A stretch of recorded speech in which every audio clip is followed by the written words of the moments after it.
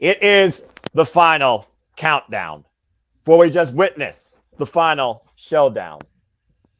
And what could be the greatest moment for the arguably greatest wrestler of the last 20 years could also be the biggest cementation for a man and his dynasty. Along with that, we had the M1 victory, we had the G1 climax, we have Bash Berlin around the corner, we have Emergence, we have so much going on across this entire industry. Why do I say these subtle things? Because they all encompass one thing, and that is all things wrestling. Welcome once again back to the show. Let's fucking go. I'm not monetized, bros or brothers, if that's for women, but I digress. Hello, everybody, and welcome once again back to the Simple Man's brand. You know what this is. I am the Simple Man of the Simple brand, proud family member forever with my ATW fam. My name is Noah Foster. We are back here once again to bring you conversation, predictions, discussions, and previews impromptu on all things wrestling. Shout out, of course, the entire W family across the social medias. I want to give, of course, major shout out to our friend across the pond, whether she goes all in. I know she's going all in her career. Our queen, Megan Chiba, who continues to prove days for more than gold. Our, of course, indie darling, social media rising star, of course, content creator extraordinaire, SC Chanel. Follow her on social media, folks. King, always good to see you. Shout out to Patreon, Casey Flynn, our enforcer, Les, continuing to do great things in our video games. Jose, Josh, of course, our Inquirer, the bearer of all things news, whether he shows up here and crashes the party and ushers in chaos, I have no idea. He knows what I usually do, so it's on him, not on me. Of course, Eric Brown, and I hope he had a wonderful birthday recently. Shout out to Savage Mike, who also had a great birthday recently. I could talk about the entire family, but we'll be here all night, and I like to keep these things, Tony Conmash, underneath 2 hours if possible, and someone else might join us as well once we get into our all-in main events discussions. But that being said, King, good to see you once again. We are once again 1 year removed from going all in last year to the point that Eric friggin' broke me and you. I don't know if that's going to happen again this year, so I guess we'll have to wait and see. But how do you feel about this year's AEW All In pay-per-view? Emanating once again from Wembley Stadium in London. Honestly, I am more genuinely hyped after what we saw with tonight's Dynamite in Cardiff. I'm even more excited in 4 days for All In London. Let's go, man. Let's get it. I'm about to say, and of course, before we get into all of that, there's been so much going on since the last time we impromptu. Of course, I talked about SummerSlam, I think previously. We talked about my live experiences. Of course, right now, we look at other companies before we go all in. So I think without further ado, as we go impromptu, let's just go ahead and get right into it. Everything. I think the nice thing we'll start off here is the fact of the matter is we are approaching the end of August. And of course, August is, of course, represented by the summer of tournaments across the Japanese professional wrestling scene. And the greatest tournament of all professional wrestling has finally ended with a first-time winner in Zack Sabre Jr. Who was, of course, able to win the G1 climax in the finals at Ryogoku Sumo Hall against Yota Tsuji after they fought their way through the playoffs. Zack Sabre Jr. being Shio Takagi, literally breaking his ankle, I think. And Yota Tsuji overcoming the Rebel, David Finlay. Well, Yota Tsuji is looking for history to become the first person ever to win both the New Japan Cup and the G1 climax in the same year. Zack Sabre Jr. said this year it was all or nothing, or the rest of my career. It doesn't matter what I've done at this point or what I do going forward. And Zack Sabre Jr. refused to be denied. He, of course, found a way to win that very night. So I think that being said, we all extremely believe that Zack Sabre Jr. was going to bring it home, and he did. Couldn't be happier for that proud Brit who has truly called Japan and Ryogoku Sumo Hall his home. That being said, King, simply put, what has been your thoughts on this year's G1 Climax 34? It was more so on the new faces, the younger generation, because remember, we've talked about in previous ATW views that there's no Okada, there's no Ospreay, there's no Jay White, there's no none of that. So it's basically upon more so on the new generation of New Japan, like the Yota Tsujis and the Yuya Uemiras and all the faces around and Shota Uminos. And in this G1, I'm not gonna lie, it was off to a rough start for me. But it picked up. It picked up because Takeshita. And when I say about Takeshita, the reason why I mentioned Takeshita is because Like he's been like giving 5 star, in my opinion, 5 star performances across his G1. 5 star performances, and it's like you compare his booking and you compare his G1 run this year, and you can compare his booking in AEW. It's a total night and day difference. Total night and day difference. To where it's like I want to see more of this Takeshita when Takeshita was first brought into AEW, and I hope he gets the ball and runs with it. I hope he does get that push.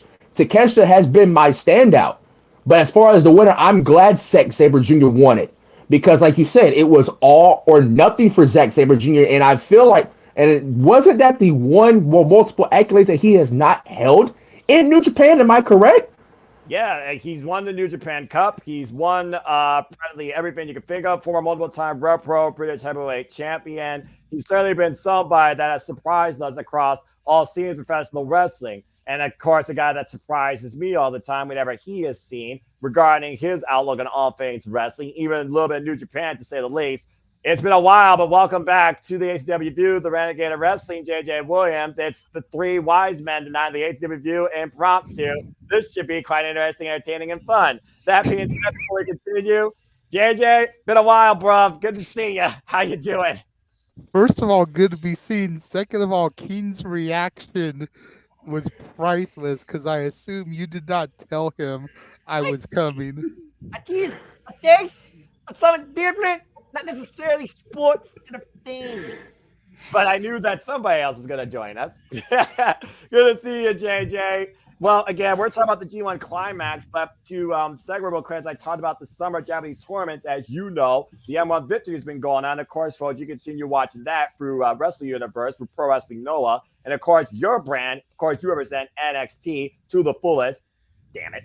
Of course, we know that Tamon Heist, the Olympian, and Christian the Destroyer, Josh Briggs, have been working quite proficiently well in their respective blocks in the M1 Victory. Last time I checked, they were up to 8 points. I haven't checked the updates today. And of course, we talk about this whole prohibited portal or whatever the hell's going on with the business.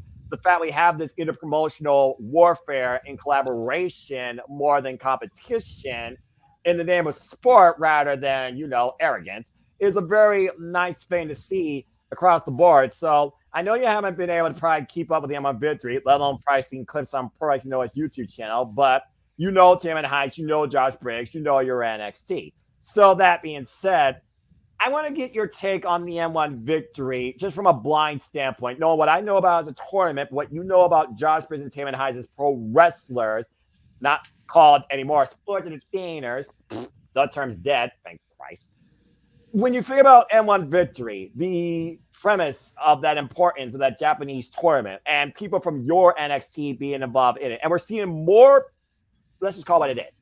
We're seeing more professional wrestlers, grown, raised, born in America, being able to demonstrate what they can do on an international scale in companies that transcend decades of the truest art form of professional wrestling. To you, JJ, as a fan of this business for such a long time, how important is that for you to see more of that involvement and more of that, demonstration of the Japanese and the American side of professional wrestling from both? Wow. Okay, so that was a whole lot to try to digest and take in here. I'm going to sound completely uneducated here because the first time I even heard of the N1 tournament was when I heard that Tavion and Briggs were going to be a part of it. I had never even heard of this tournament before. Like, I had heard of the G1 Climax, but I had never even heard of this one until this prohibitive portal, as we call it. But yeah, it's just really cool to see where we have kind of evolved as a wrestling industry in 2024 as we start to roll into the last half of the year and into 2025 and beyond. Who would have thought that a year ago this would have been possible? Right? Like the Nakamura thing kind of came off as a one-off at the beginning of this year into last year because We knew there was that ploy to try to get Muta for the Hall of Fame. But then it evolved from there into Jordan Grace, into NXT into the Rascals reforming, into Joe Hendry challenging for the NXT championship and Riley Osborne in Ultimate X. And then this with the Japanese crossover and Briggs and Tavion being able to compete here. I definitely, if you had asked me on January 1st, 2024, if I thought any of this would happen, if any of this was on my bingo card, I don't think any of us would have thought that. So it's definitely good for the business, and I can't wait to see where it goes from here. And King, of course, we know Anna Jay, for example, from AEW, while we talked about NXT. Of course, you and I have been all in on AEW since day zero, bruv. One of our biggest passions in the business. And of course, I look at all things wrestling. That's why I brought up Japanese, and I'd love to challenge everybody that I know to look at other forms of wrestling and connect them. So well done, brother. But that being said, we know Anna Jay's been competing quite heavily, of course, in Stardom's premier tournament, the 5-Star Grand Prix. Extremely humble in victory and defeat, Shades of Eddie Kingston, looking to prove that she wants to push herself to be the very best in this business. And the fact that she's there to try and do that is major for her career no matter what. And she's not taking it for granted. It's that hunger, but it's also that humility that shows the best going forward out of anybody, I think, trying to pursue, starting, or demonstrating what it truly means to engage in professional wrestling. So what's been your thoughts on Anna Jay and women? If you talk about like a guy's side, for example, I did bring up Jordan Grace. And so far as the women's side of things, we have seen more of the NXT TNA side of things when it comes to women and promotional collaboration. But Anna Jay, the first AEW talent to be part of Stardom's realm, the 5-Star Grand Prix. How mad do you think that is for her, especially considering Anna Jay literally is an AEW original? Prior to her AEW career, she had like maybe 6 matches, if that. Exactly, because Anna Jay was just coming in as, the star of the show, basically with the black coat and all the, all the other stuff. And then when she got joined with the Dark Order, she did really find her footing there. And then, of course, she's been, JS and all of that. But I can't take away from her in ring work, because her in ring work has been, improving and improving each rep she gets. But sending her to Stardom, of course, for Mina, because Mina's here in the States. Right. When Anna being in Stardom, it gives more of another gear for her. Like, she's always been first, second gear with her matches, but with her, like, sending her to Stardom, high speed, high paced. High speed, fast paced over there in Stardom. It's really good learning for her, especially in AEW. In Stardom, because of the fact that she could come back to AEW, she'd be more honed and more crafted in AEW and more gelled in the ring like she is in Stardom, which, by the way, her Stardom performances have been top notch. I'm loving it. I can't wait to see her back when she's fully honed it and craft over there in Stardom, to come back over here to the States to see what kind of a push she may get. Yeah, it's one of those things we're looking at almost as like a growth and development versus the exposure, but it's also exposure because it's a whole new audience, a whole new country, it's a whole new world. I mean, you think about Tavion Heights and Josh Bridges. Josh Bridges with a ton of experience in the wrestling business. Massive moment for him. No experience whatsoever prior, though, in pro wrestling, Noah. Tavion Heights, part of the NIL, I believe, one of the younger rising stars from NXT. You wonder what this experience will do for them when they come back to the white and gold or orange, white, and black. I don't know what it's going to become come CW in October. Anna Jay, of course, who be a former Wonder of Stardom champion on her first day in her first match of block action, might I add. Already showing tremendous growth. Maybe her and Xena could be a tag team, Empress Nexus Venus collaboration. And it's just one of those things where I do think what you do in the business to show how much you're willing to give to be your absolute best should show difference no matter where you're at. So for people like Anna Jay, Tavion Heights, Josh Bridges, Konosuke Takeshita, who you called your G1 Climax MVP, I certainly do hope that. I said it once, I'll say it again. I think Konosuke, for example, should stay in Japan because He's been fighting for that his whole life, being only connected to DDT Pro, and he proves something to the likes of the originals, like Yoda for example. To the next time they face each other, Yoda wants to face Kenosuke Kazu when they're both holding gold, not simply as he's just representing AEW or DDT Pro or some other promotion, but as somebody that truly represents that lion fighting spirit that New Japan Pro Wrestling has been founded upon. So to see wrestling globally integrated, I like to think I've called it at this point in 2024, where I've never seen anything the likes of in my lifetime as a fan since 1992. It's truly been the greatest year in the business for me. There's no argument. Yes, JJ. I find the fact that it was Anna Jay that went over there a little bit curious, though, because I wonder if she was the first choice. And I mean no disrespect to her. They hadn't really been doing a whole lot with her, so maybe they figured she was expendable.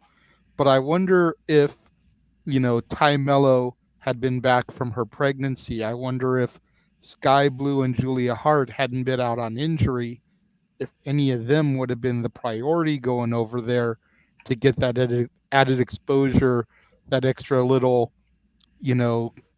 fine tuning in their gimmick and their in-ring work to be in that tournament over someone like an Anna Jay. Yeah, and of course, shout out to Tymel, who again is preparing to come back soon. Shout out to Ty J. Of course, she's been supporting her friend and what she's been doing and what she's been demonstrating. So I do think there is a unique process in the fact that, okay, you pick one talent. Who are you going to pick? You pick Konosuke for the G1. You pick Anna Jay for Stardom. Would the same thing happen next year? And truth be told, let's not forget, Anna Jay was the first person to mess with Stardom talent when this collaboration started, starting with Mina Shirakawa, who is back here in the States. So I do understand your standpoint in a way, but honestly, in context, it kind of makes sense with the way they approach it, considering Anna Jay first met Mina Shirakawa in Ring of Honor when Stardom was first allowed to collaborate, let's just call it this, allowed to collaborate with AEW after the dismissal of Rosie Ogawa. But it's funny you bring up Julia real quick. Just going to say this real quick. Julia, I remember that chief thank you for what you've done to Marigold. She's on her way to the States, and I think we all know what could be ahead for her very soon. Just a matter of where, when, and how. And hopefully she still packs that beautiful insanity that she brought forward her time through Stardom and Marigold. That being said, I'll go ahead and give an update real quick on the M1 victory. For those that don't know, of course, that is still going. We talked about the 5-star Grand Prix still going, but it's still very young in his run yet. But I believe we're on day 7 in the N1 victory. And right now, I think that both Taman Heights and Josh Briggs are up to, let me get this right, 8 points, I believe, something like that. Yeah, 8 points, because Kazuki Amiya, he's up to 9. Let's see here. Jack Morris and Josh Briggs are both up to 8. Rio Wild, 7. The list goes on from there. Manabu Soya, 10 points, former member of Congo, the same faction as, of course, Keno, who has 9 points. And, of course, they are in the same block, and I'm sure they're going to once again butt heads. Taman Heights is also right now at 8 points, and Tyrus Alexander as well with him. So it's still very close right now in the tournament. Both your men are very much still in it. So good. At the end. So we'll see what happens there, and I'll definitely keep you posted during our Saturday of shenanigans, folks, and stay tuned for more talk on that. Again, at Silverman's brand, the Renegade of Wrestling, Kathleen Studios, everybody here continues to do their own thing, demonstrate our passion all things wrestling. We're kind of each going our own way, but we still coexist underneath this crazy world called the internet. So there you go. With that being said, good opening thought. And again, Julia, good luck to you here in the States. I look forward towards what you bring. Seems like in WWE, and based on what I've seen, it probably won't just be that. Before we get into, because it's been kind of a rather, I would say, stable month, for being honest here, which is something nice to see in the business. We've just been able to sit back and enjoy what's happened. The Wyatt Sits coming to full fruition. Now we got Sister Abigail, Nikki Cross feuding with Ivy Nile, and American May feuding with the Complete Wyatt Six, and Uncle Howdy, Bo Dallas. I think 8 years since his last match. He goes one-on-one with Chad Gable next week on Monday Night Raw. So I'm very curious to see how Uncle Howdy competes against Chad Gable and how far this goes in both the wrestling and the storytelling. So we'll see what happens there. Of course, we're on the road to Emergence, and we know NXT will be involved in Ultimate X. as Riley Osborne of NXT qualified. Congrats to him. Yep, the original title. Of course, we're talking about the current title held by Spiel My Billy, who also risked his own spot and the title, but also qualified as well. And we also know we got Nick Nemeth, the Wanted Man, the current TNA Heavyweight Champion, going to go 60 fucking minutes with the Iron Man of TNA, Josh Alexander. Are you freaking kidding me? Nick, you're insane. The fact that guys went to a 30-minute draw last week, Thursday. And of course, in other things, NXT, Roxanne Perez, of course, waits to see who she gets to give No Mercy to at the No Mercy paper. I'm calling the papers because fudge it. I think papers just. We found that out on Tuesday night. It'll be Roxanne Perez versus Jada Parker. As I expected after the face-to-face confrontation, where also another thing as of lately is we're blurring the lines between heels versus faces when it comes to standard wrestling matches. I mean, there's a reason why we had a 3-way women's tag match on Monday Night Raw where, yay, Unholy Union, they won. No surprise there. And basically eliminated those two probably from title contingency. But that being said, before we get into what we truly came together tonight, not just talk about wrestling, but of course go all in, what else is on your guys' mind? Either one of you, what do you want to talk about? Well, I could start a topic, but we'll be here way too long. So fair enough. Then I think without further ado, there's been a lot of fun pre-main event shenanigans. Let's just go ahead and get right into it because once again, my friends, we're about to go all in London, Wembley Stadium. AEW brings us once again the sequel to the pilot. We go all in. And boy, is this show the definition of storytelling with all the emotions galore, to say the least. And I'm not just saying that from these incredible posters brought to you by AEW. I own no rights to these. But of course, every match pretty much is going to be with championship implications. Pretty much all of them for a championship, except for one where you will earn a championship opportunity if you win. And so for the 0 hour, championship implications regarding stipulations. So I think without further ado, King, JJ, and people of the internet, if you choose to watch this, thank you again as always. But this is our passion product for life. We are ATW. Let's get right into it. Again, AEW All In is British Standard Time. It will have a 2-hour kickoff, and it starts 1 p.m. Eastern Standard Time this Sunday. You may order it off Bleacher Report, your international TV providers, or, like me, Triller TV, courtesy of a friend. And according to, again, changes we're doing with my channel, what I do, it will be super reliable, bringing you a fun little watch-along experience, courtesy of Rage of Wrestling. Please subscribe to his channel on YouTube, folks.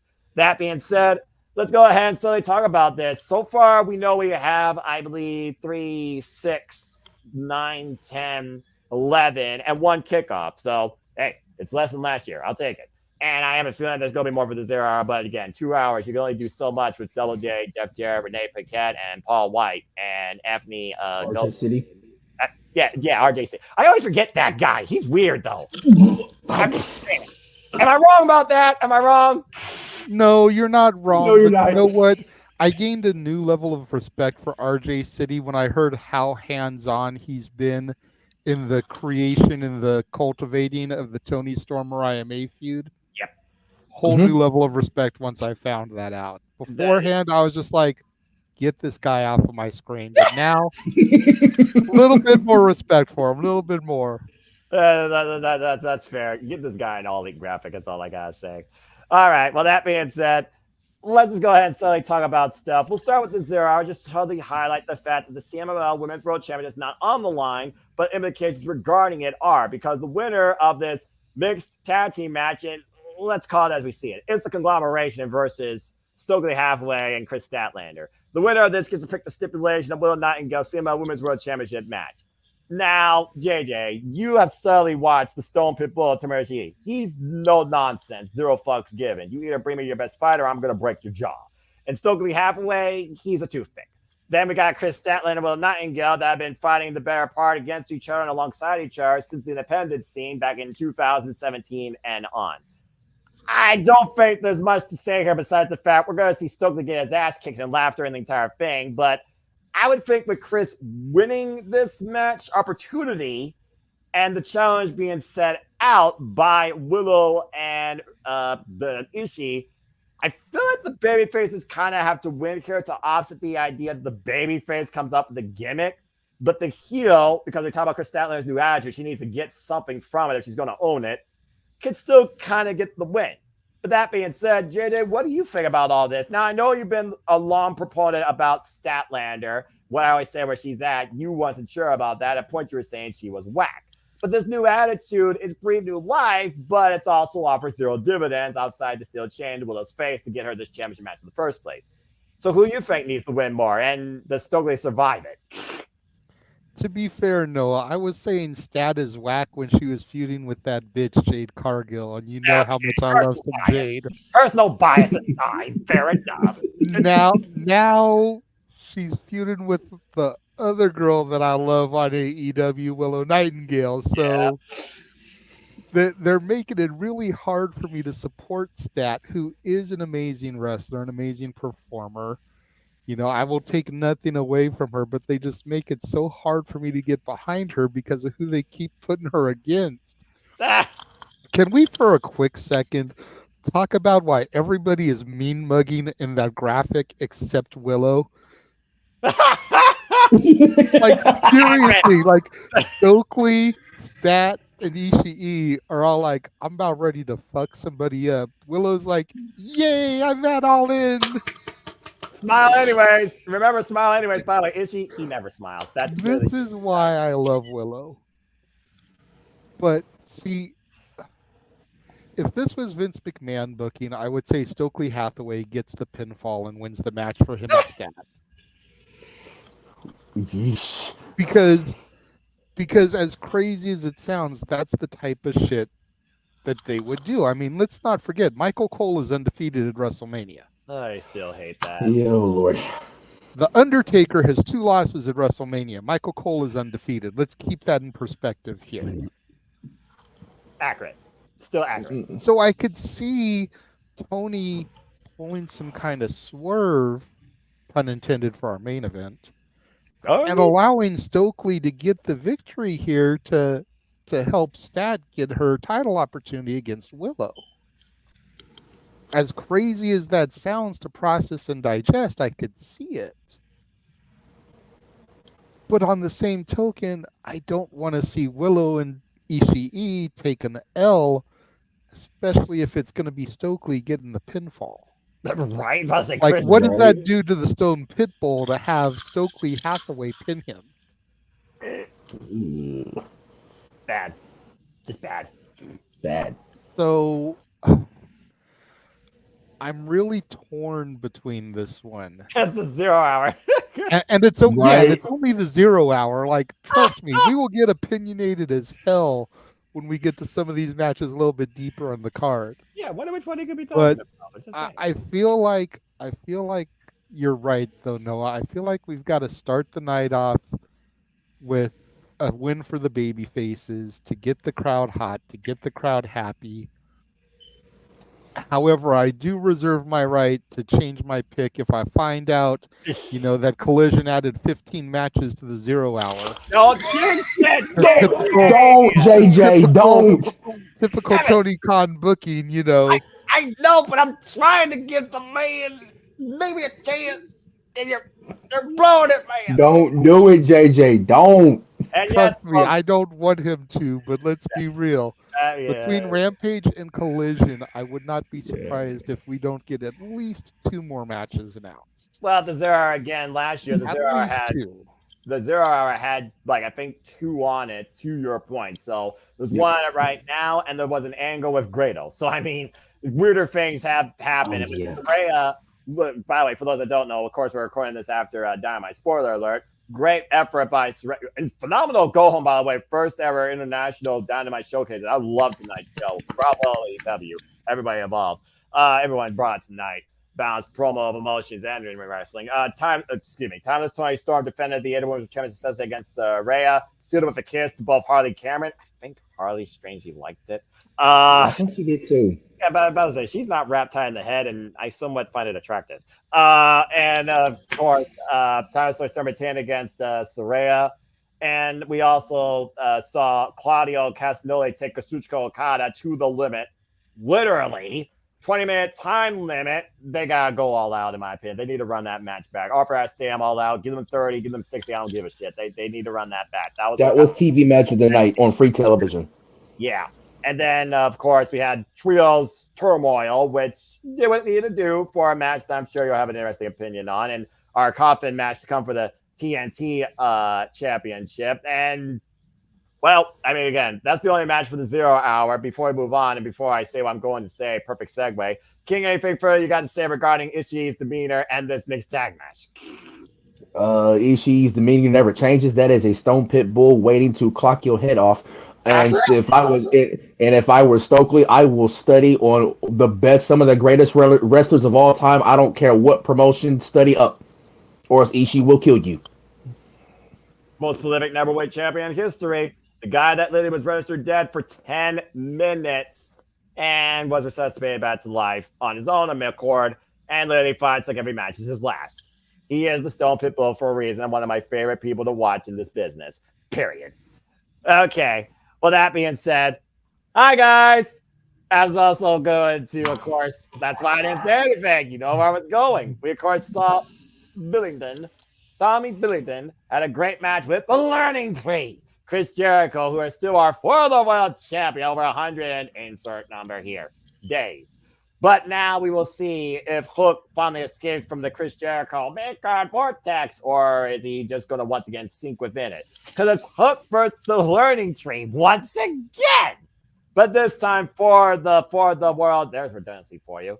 It's Chris Jericho, the Learning Tree, versus Hook for the World Championship. And JJ, it is not on the 0 hour. It is on the main card.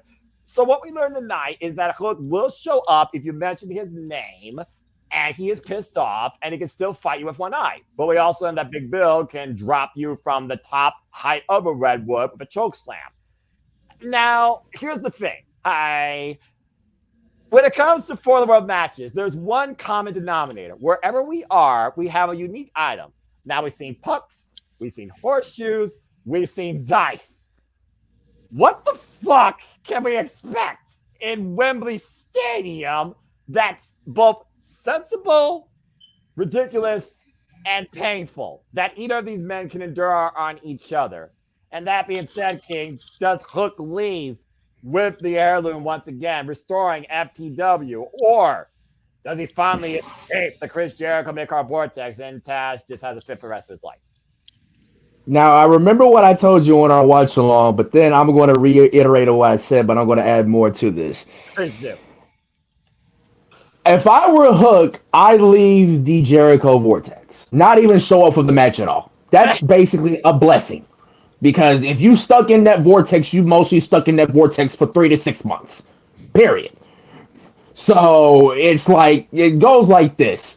But it's like, why is Hook still stagnant on the FTW championship? Like, I thought we were way past that after him and Joe, when Joe was world champion, and it tested Hook's guts, his intensity, and his in-ring skills against I feel like, one of the greatest of this generation. I thought we were past that as for the FTW championship. Now, all of a sudden, we're back on it with Hook. Like, I don't like this character stagnation on Hook. I feel like Hook should have evolved from that stage by now. Why are we still having this FTW championship surrounded? I get it. It's his father's legacy. I get it. 100%. It's his father's title. 100% get it. But it's like, it's basically training wheels. We should move past the training wheels.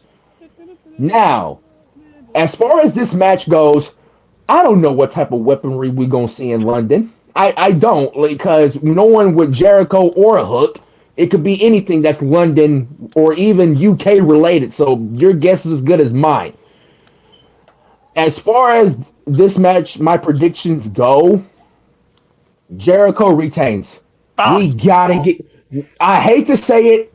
Hi guys, I'm going with Jericho for the win.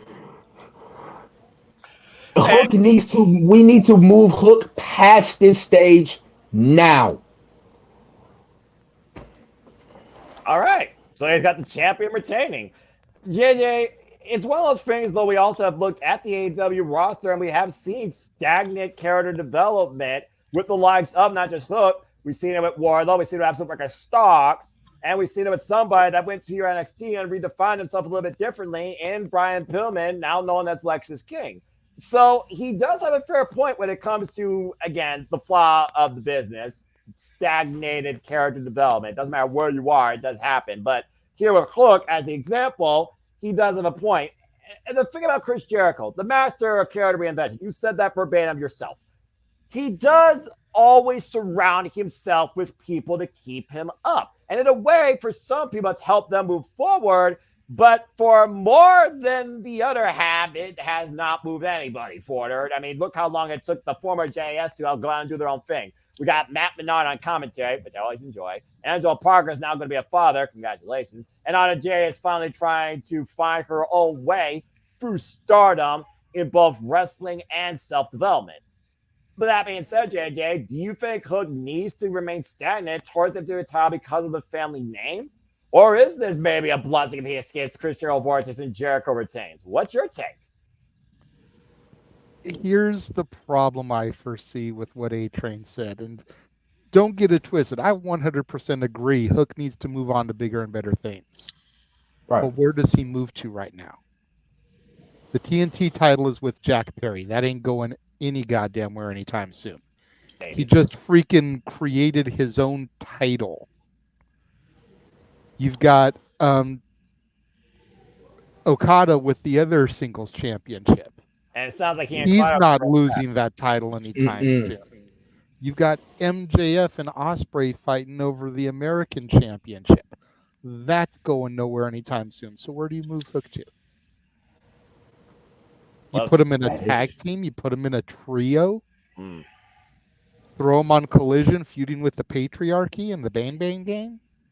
And insert other team here. I mean, we did get a trio of... He ain't getting the tag team titles off of the Elite, the dumb fucks. That ain't happening. That is fair. So where do you move Hook? Ring of Honor? The FTW title... The Ring of Honor, no disrespect, is a downgrade because it's not even on television that people can see. You've got to get it on the Honor Club, so that's a fair point. Platform. So at least Hook has a championship that, granted, is an unsanctioned championship, but as you guys pointed out, it's his father's legacy. It was the title that Taz created when Shane Douglas was ducking him in ECW. Exactly. Mm-hmm. So at least by getting that belt back, he can kind of resurrect that attitude and be like, I'm only this champion because none of y'all want to step to me. Which he was quite prolifically before Jeff Perry clocked him in the head with it. The thing we have to remember about the Learning Tree gimmick is that Jericho is not as stupid as the gimmick would have us believe. The entire thing has been done to get Hook over. And what better way to get Hook over than to have him take the title in front of that crowd at Wembley Stadium?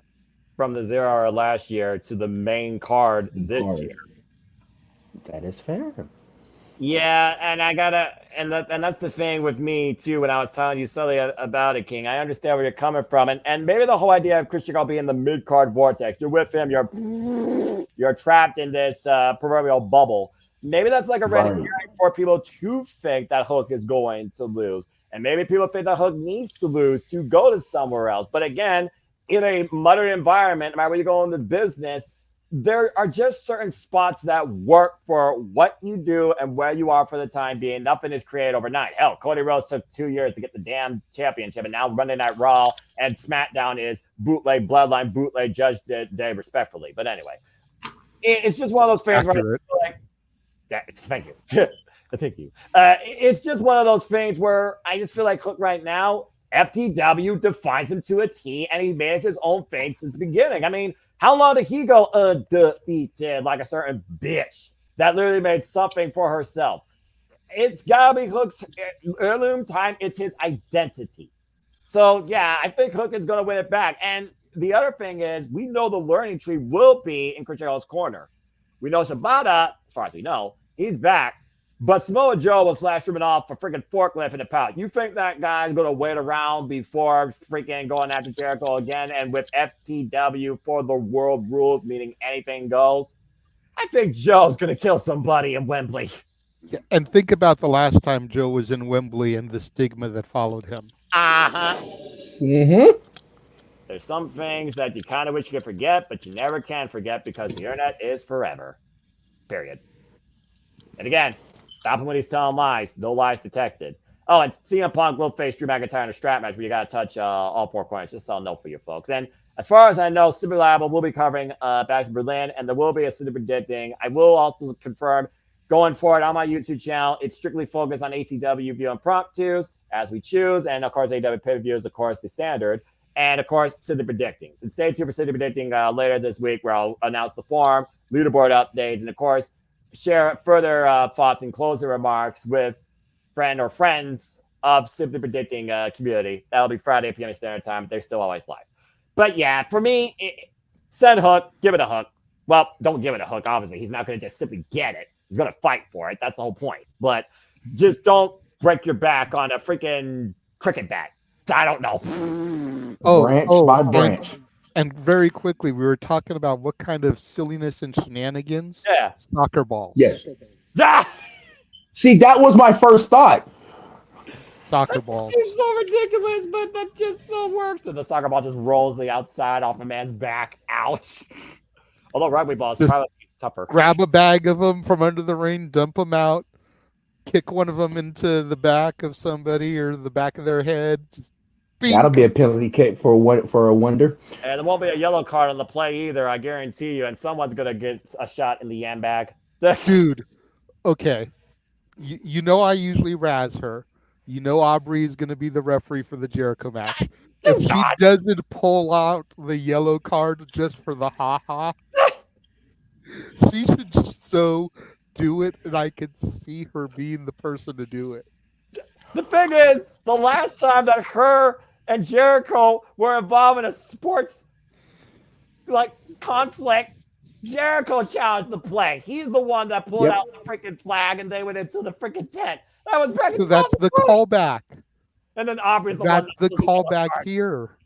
So what? That makes it better. Pulls a red card and bans the learning tree from ringside. Yep. Damn it, JJ, you freaking idiot. You're brilliant. What have we done? What have we done? I can't wait to call this shit, Walter. I'm gonna lose myself. So what we learned tonight is that Hook is FTW, and Jericho's gonna lose his balls. Okay. Does anything else need to be said? I don't think so. I think we covered everything. Not at all. Okay. Well, that was easy as 1, 2, 3. Now is this gonna be easy as 1, 2, 3? Let's get vocal and political, shall we? Well, not political, but polarizing. And we have the TBS between the CEO and, say it with me, Dr. Britt Baker. D. Don't forget it. The only 3 letters that truly matter. Damn it. Okay. It's the CEO Mercedes Moné versus Deborah DMD for the TBS Championship. And what was a dream match at first held by Britt Baker, but not this Moné in mind when she thought about this encounter. And of course, we know that Mercedes Moné has a brick house in her corner, and Britt Baker, she is the gold standard, but she has nobody. Now, she was able to bring Camille tonight with the microphone, little loophole, no physical contact between champion and challenger. But we all know what Camille can do when she gets her hands on the doctor. Pump kick her and send her down with a dominator. Now, look, I understand where people are going with this, but hear me out. She's got 2 titles. She's defending both in the same week. Someone's got to give at some point. I've been thinking about this a lot when it comes to Britt Baker and her newfound look on life, both physically and mentally. God bless her. It's one of those things where she can make history, become the first woman to hold the AEW Women's World Championship and the TBS Championship. The last match she had was for the TBS Championship prior to her injury against Chris Statlander. Came this damn close. And so far, she is undefeated. Great match against Harley Cameron. Again, Harley Cameron, I like her. But it's one of those things where, again, I look at what's been happening lately. Who's not involved in Wembley that wanted to be on Wembley Stadium? Hikaru Shida. She was this close to bringing her Bushido. We saw what Camille did with a regular kendo stick. What could she do with Sheeta's kendo stick? Could Sheeta come down to the aid of Britt, considering Sheeta lost to Monet because of Camille's involvement, I would say.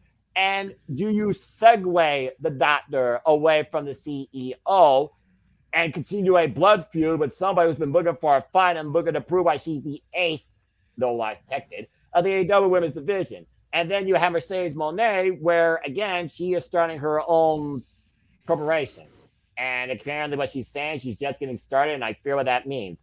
But I also know a long time ago, before Monet showed up in AEW, the Renegades were interested in being part of this cabinet. Wink.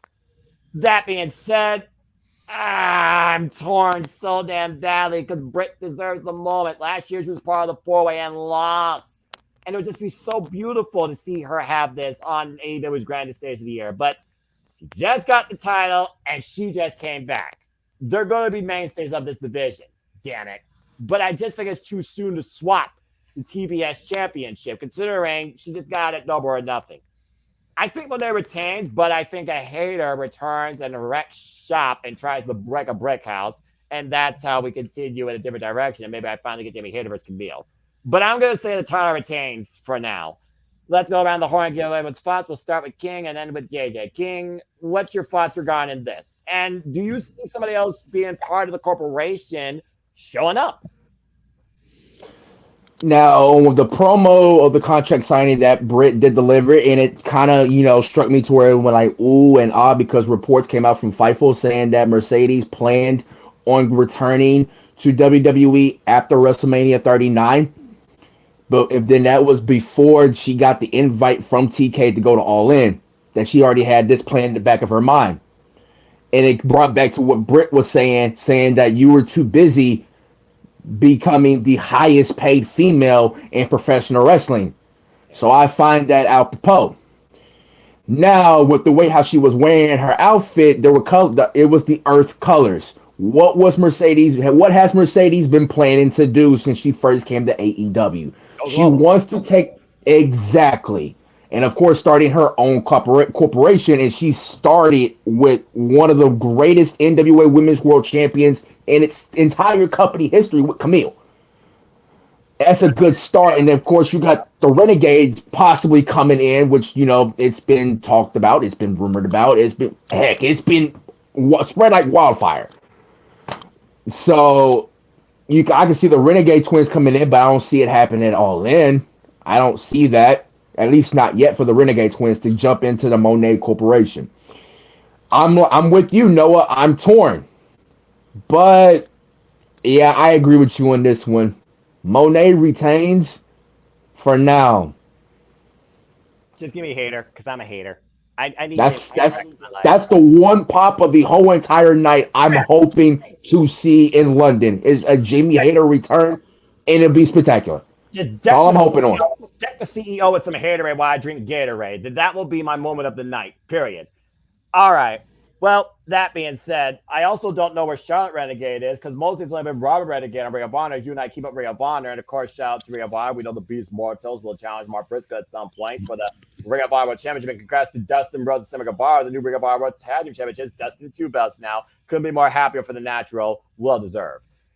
Okay, JJ, let's just go ahead and just talk about this here. We know about the sit down with Shane McMahon and Tony Khan, right? We know that Shane McMahon and Monet, they've had conversations, right? Yeah. We know that Mercedes Monet is certainly a unique figure, but is she the figure needed for that publicity for AEW? No. Don't know yet. We know this corporation is only going to grow. Will it become as big as Money Inc.? Who knows? But what's your thoughts regarding the TBS Championship and this first time ever one-on-one confrontation in general between the gold standard, the 1 of 1, and the 1 of 4? Who holds the title?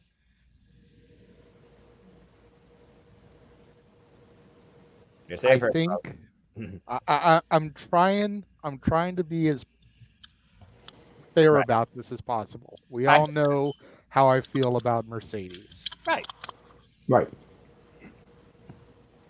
I feel like, and granted, there have been a couple exceptions in AEW's history, but I feel like AEW has a track record of long title reigns. You are correct. And I feel like this is a great opportunity to get away from that and kind of go back almost to that Attitude Era where a blood feud between two people like Rock Mankind could see the title flip-flop back and forth between people every few weeks or month. You know, we've had Mercedes with this belt since Double or Nothing. Correct. Mm-hmm. Let her lose it here, thanks to the return of Jamie Hayter. Yes. Yes. You know, Camille is getting involved. Jamie comes out to neutralize the threat on the outside, that is the brick house. The distraction allows Britt to get the victory. Then it all out, Mercedes can get the belt back. And then they can flip it back at Wrestle Dream.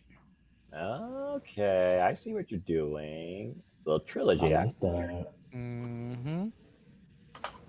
And let Wrestle Dream be the final chapter.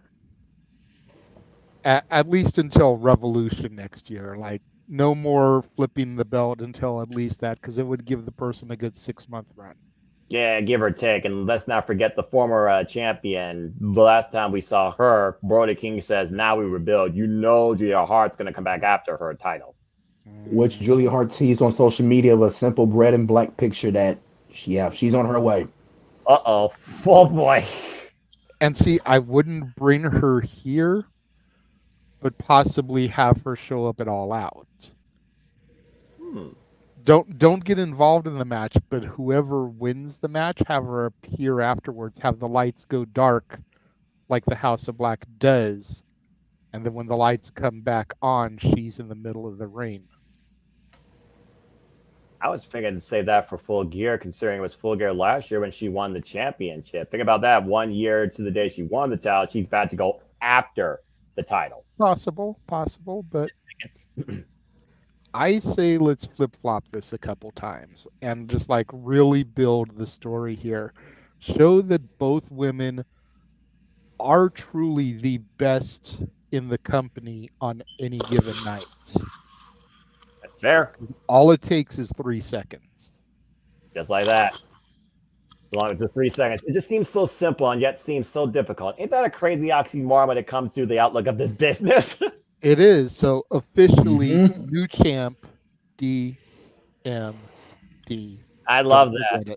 I love that. And again, I do wonder if Shida is also going to be involved here, because I just see moments of Shida where it's like, I'm tired of trying to remind people exactly who I am. I want to fight. I want the best brought for me, but I also deserve respect. I think there's subtleness within Shida changing her. And we saw it was against Dynamite Baker, their last match. So it just feels like to me that there's definitely moving pieces happening in the women's division, which is nice to see. But I do like your storytelling regarding the TBS title, to say the least. But again, we're going to have to wait and see. Well, from a singles championship, let's go ahead to multiple championships, because for the first time since I can recall, I think it's the first time since Full Gear 2022, the Trios Championships. Oh no, I take that back. Botch. It was the Fabulous Forum in LA, the best of 7 series, the end game. The last time we saw the Trios titles contested in a ladder match. Yeah, I know, right? You got the hat. The only AEW show I was at. Right? Got the hat to prove it. I'm going to show you where I'm at. So that being said, you were talking about them earlier. Guns up. Do you believe in the false fire figure? Does the house always wins? Or because for the first time ever, we have what's called a London ladder match. London Bridge is not going to fall down, but the bodies are going to hit the floor a hard way. We got 12 people contesting for the AEW Trios Championships, where the only way we only know 9 of them. Yeah, well, right now, yeah. Oh God, friggin' Jezebel's gonna get involved and climb the ladder, I bet. But yeah, and apparently, according to what I saw on Dynamite tonight, it will be either the trio of Top Flight and Leo Rush, so Dante Martin, Darius Martin, Leo Rush, or get this, Claudio Castagnoli, the Boston Pac, and Wheeler Yuta.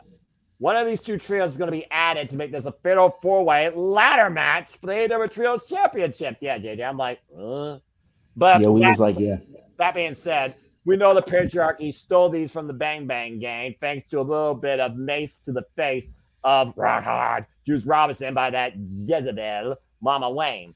We also know that the patriarch himself worked everybody when it was Bang Bang Gang versus House of Black in a great six-man main event on Collision a couple weeks ago. And then he speared Buddy Matthews and took everybody out with chair and kill switch. And now he has to deal with the consequences of his sins. I'm just going to say this right now. The worst thing that happened to the Trios Champions is the fact that Mama Wayne is wearing one and she's not a wrestler. That's bullshit. But I'd go Amen. Personal bias aside or professional bias aside, Tony Giovanni agreement aside, you call that whatever you will. It's one of those things where I look at the Trios Championships. They have not been properly defined since the House of Black last held them for 25 weeks. You know the last time they had them? At Wembley Stadium last year before they lost them to the Acclaim in what was a very poetic moment based on the story told. But besides pink scissoring titles for marketing, what did the Acclaim do with them? And what has been happening with these titles ever since? You tell me. I've lost track. I always like to say that House always wins because House of Black is one of my favorite things across wrestling. Arguably my favorite trio right now in all professional wrestling with how dynamic and effective they are in singles, tags, and trios action. House of Black is one of the greatest foundations in AEW. Period. Argue with me if you dare. But to your point, King, I know you're a Bang Bang guy. Guns up. Of course, Switchblade JY got injured, and that's why we got this cabal in the first place. We did the Freebird role. And you being a heavy proponent of the Collision, TNA, Original, Instant Classic, whatever version this is, Christian Cage, he's been one of the best workers AEW got in signing from another company. And once again, as we define himself, saying this is a catapult, getting back at the AEW World Championship, which of course he challenged Swerve for at Double or Nothing this year. How's that for bringing everybody into the fold and moving all the pieces together and bringing it all around full circle, folks? But that being said, we know a ladder match. The only way to win, climb the ladder, grab the titles, and you win. There's been some teases of Killswitch engaging against his master after literally being put to the side for his trios title that he won for the patriarchy, given to Mama Wang, who still wears it to this day. And Nick Wayne beat Kip Sabian. I expect Kip Sabian to come out here and embrace the change and send Nick Wayne off the ladder. It's one of those things I also think the fact this is four-way, but the fourth team is so bizarre in just the paper where Top Flight just makes more sense, but Dante Martin, don't break your ankle, Jesus. Yeah. I feel like this is just one of those matches where at this point, how do you not have the patriarchy retain after literally trying to throw the book at them? But let's go ahead and see what you all think. JJ, I'll start with you. What do you think the future is for the AEW Trios Championships? Well, can I first say, before I give my official prediction here, Yes, absolutely. that I feel like the fact that we're having this Top Flight Leo Rush, Yuta, Claudio, Pac thing is a complete wasted opportunity to have debuted the Hurt Syndicate. I was fearing about that as well, but I also fear about that with another match we'll talk about here shortly, but continue.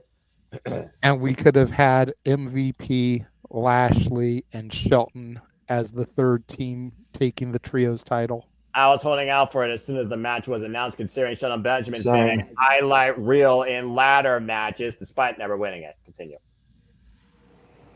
But that being said, I kind of agree with you, bro. Like, I feel that it's got to stick with the patriarchy.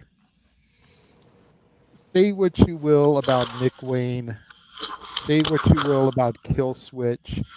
Say what you will about Nick Wayne's mom and how she's got it going on. That Jezebel. Captain Charisma, Christian Cage, Jay Resso is arguably doing his best work since he originally debuted in TNA. This is accurate. Let's keep it going as long as his body is letting him. Because he is totally establishing Nick Wayne in ways that he never would have been and taking the former Luchasaurus to heights that he never would have got as part of the Jurassic Express. Yeah, I mean, and also, you just mentioned the name Christian Cage. Remind me again, what was his specialty under extreme circumstances? That would be TLC. Oh yeah, and a ladder Mm-hmm. match allows you to use all three. Seriously, Granted, they were the C portion of the TLC, well, yeah, but but still, still. what's the difference between a TLC and a ladder match? Seriously, come on, I dare you to find a difference. Both involve climbing a ladder to win. 9 out of 10 times. Anyway, King, your thoughts on this? The state of the trios division, in which, man, like, yeah, the patriarchy are doing good with the titles. I am not going to lie, despite how Christian Cage, I call him a false father, but that's a different day on that subject. But as far as the match goes, I expect a lot of chaos, and I expect a lot of, which basically 12. How you going? See, there's the thing. How you going to fit 12 men in this match? 12 in a ladder match. I'm still like lost in the shuffle on that, but I'll see the result on that on Sunday. I mean, they've done 6-way ladder, they've done 8-way scrambles. Now you're just adding 4 more people in a ladder match. I mean, this is AEW. Crazier things have happened. We've had 10 Crazier people things have happened. anarchy in the arena and stay in Stampede. So I mean, Yep. Yeah, I'm on the patriarchy, flag here. I'm going with the patriarchy. I mean, I do want the House of Black to get back the trio titles at where they were at last year at Wembley. But with the way how Christian Cage and the patriarchy are doing, I just can't see anybody take the titles off of them. Not even the House of Black. Not even the Bang Bang Gang. I think it's going to be the Bang Bang and the House of Black that go to blows against each other, and the patriarchy will use that to their advantage to isolate the fourth team, which I'm just going to call it right now. I'm hashtag spoiler the free, but I'm calling it right now. It makes sense. It's more likely going to be Top Flight and Leo Rush because they are the high-risk daredevils, and I think Okada is going to cause Claudio and his team Saturday on Collision because they need to run it back, and Okada probably feels embarrassed. However, while Top Flight and Leo Rush seem like the more obvious choice being the high-flying daredevils, Yeah. Claudio Castagnoli, the Swiss Superman, the Bastard Pack, both from that general vicinity. True. How are you going to leave them off of a card at Wembley? You did talk about our watch along that Pac always wanted his Wembley moment. Yeah, we know he got his moment all out waiting for him regarding the result of, let's call it what it is. This truly feels like a triple main event show considering what matches are at the top of the freaking banister. But yeah, and again, considering we don't know what's going to happen, how deep and who's going to show up, names you implied earlier, to this next match, as we all with the patriarchy, but Christian Cage, you would never be my father. My father is dead, and I'm okay with that because he raised me to be a proper man. You are not a proper man. You are a sinister, evil, manipulative shrew. Anyway, that's enough of that. Anyway, let's go ahead and talk about this name, that name, Claudio, Pac, Bobby Lashley, Sheldon Benjamin, Luke Jacobs. I'm just bringing out Rev Pro names because we're in the UK. Rev Pro, OTT, insert promotion here. They could show up in this. The only match not involving a championship, and that's championship indications.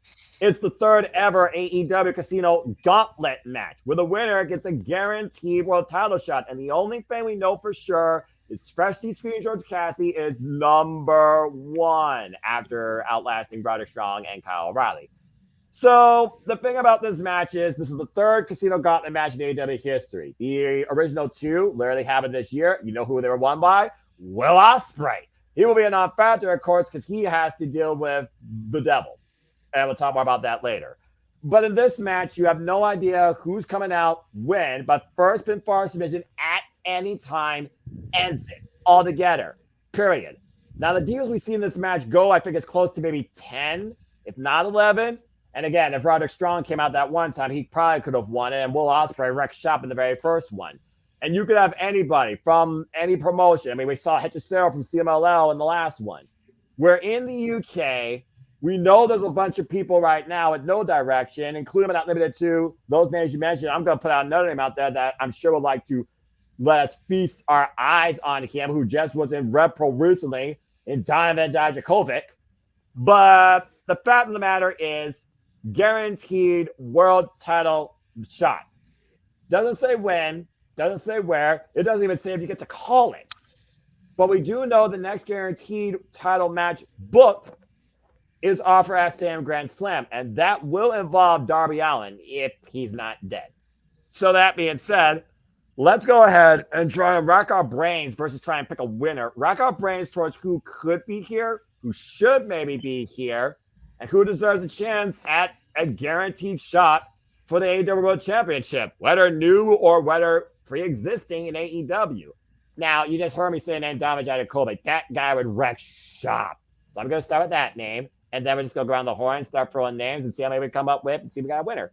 And I see him thinking. I saw your hand. So I said that. I was just curious about something. Do we know how many potential entries there could be? Nope. We have how many picks we get in the pool here. We have no idea how many entries there can be, but we do know at least 3. Well, 1 may not be there. Orange Cassidy is number 1. He's the only one with a designated number, by the way, too. This is why this is more unpredictable than the Royal Rumble, by the way. You have no idea what the roster is. But I can confirm Heyman Adam Page is in it, too.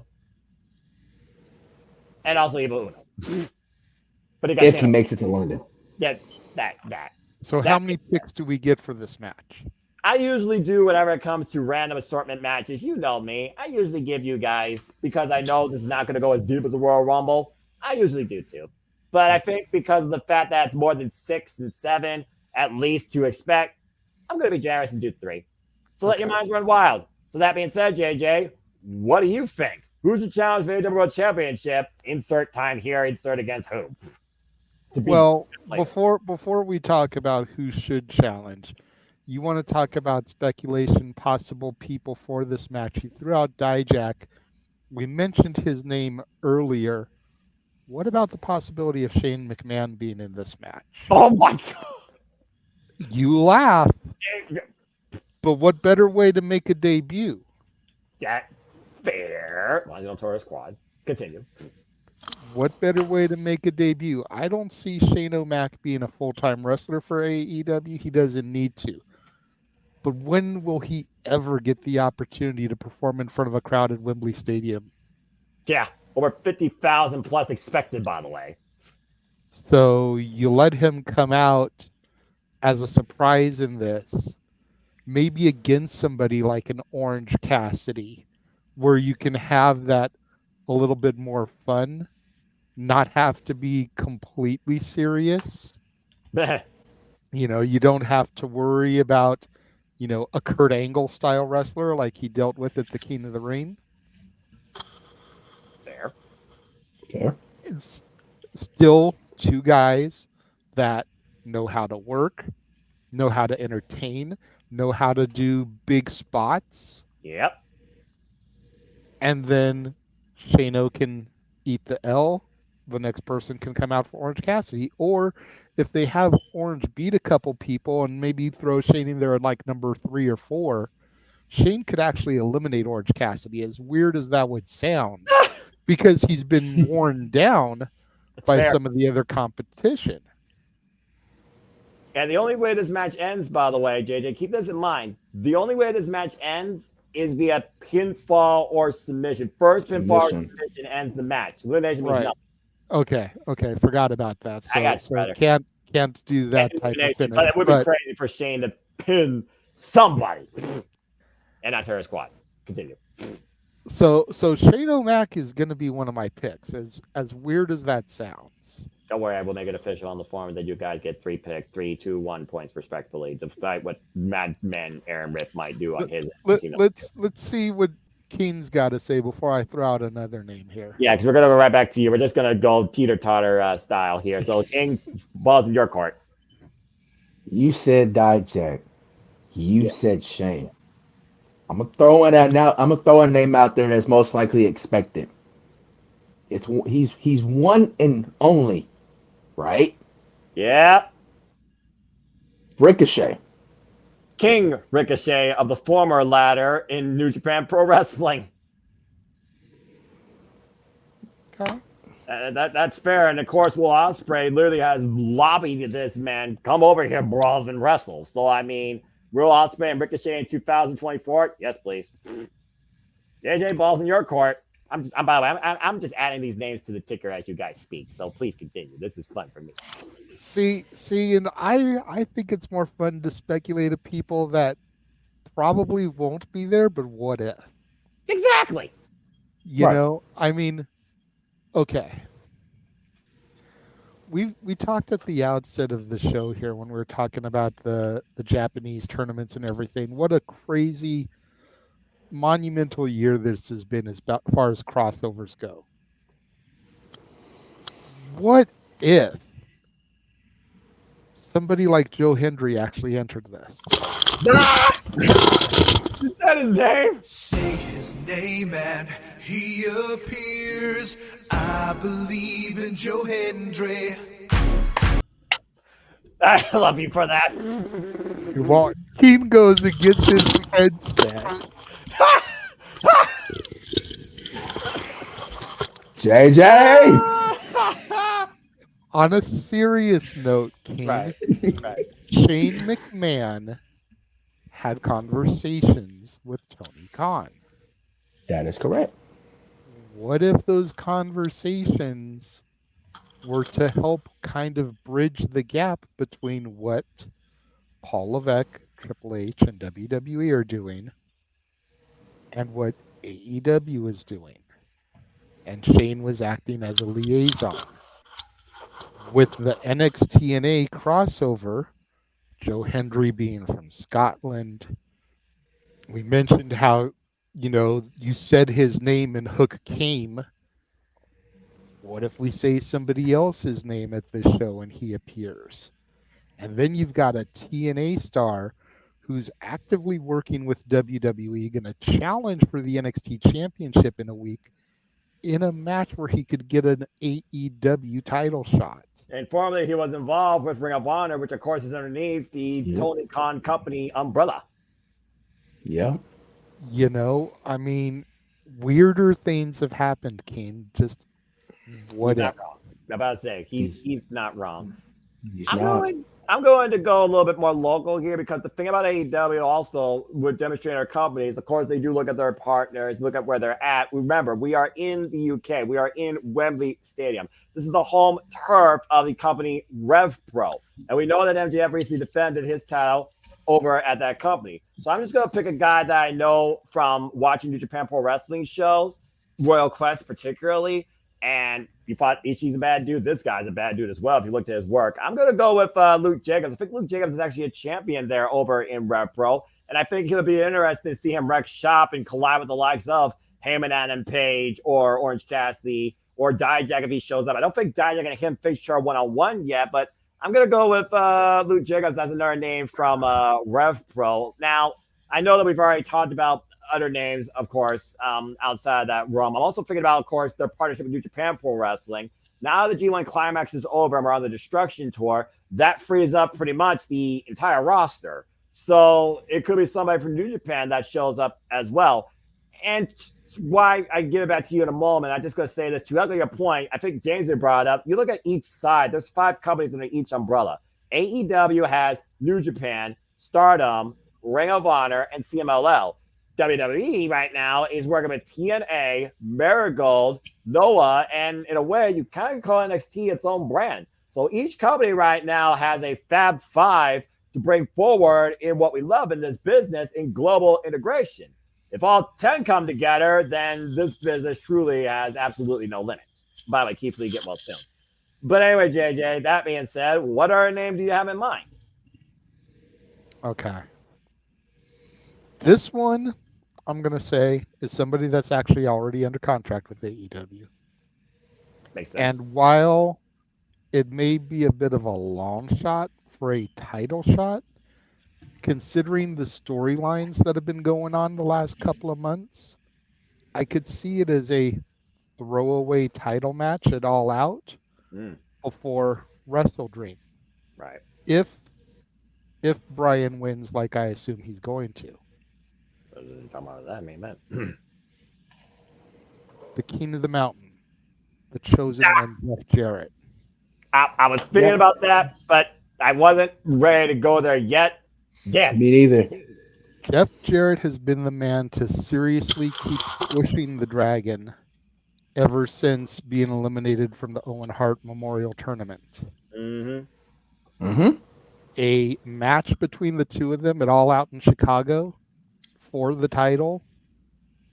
The former WCW NWA champion versus the man who was supposed to win the NWA championship.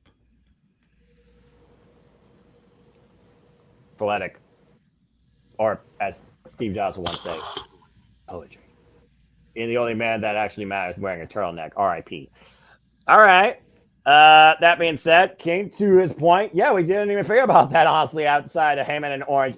Duh. The AEW roster, and I did say Ring of Honor for that matter. So, I mean, crazier things, yeah. So, I mean, who else could you see maybe being part of this? Considering we get this team, keep in mind, it starts with two men, regular wrestling match, and then I think it's like what, 3-5 minutes, some small random interval. Another person comes in, another person comes in, another person comes in, another person comes in, another person comes in, until we get a pinfall submission. So could end at 3, 5, 10, 9, 15. We have no idea how deep this casino gauntlet goes.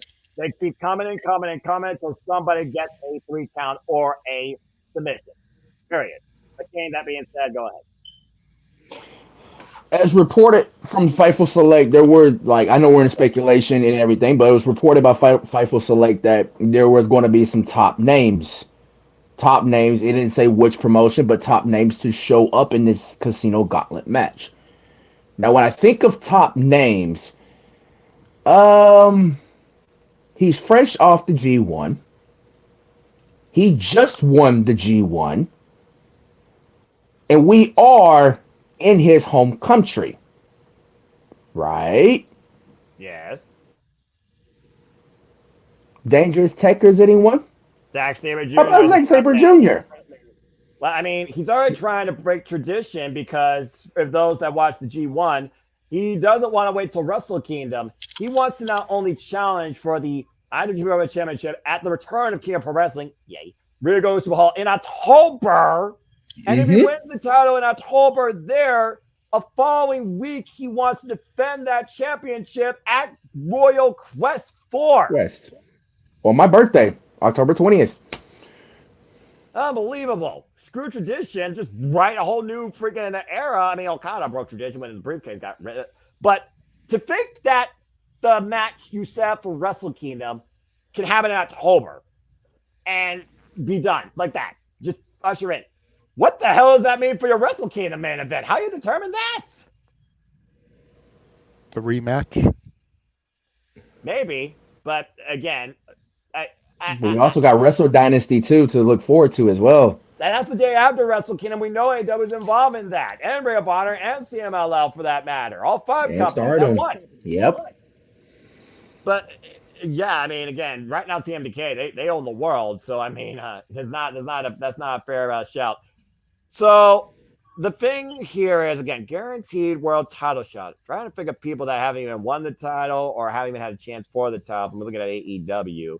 And I also don't want, again, you all talked about character stagnation. As I'll go back to me on this one. We'll go back to JJ and King one more time, and then we'll wrap things because we could be here all night to talk about this.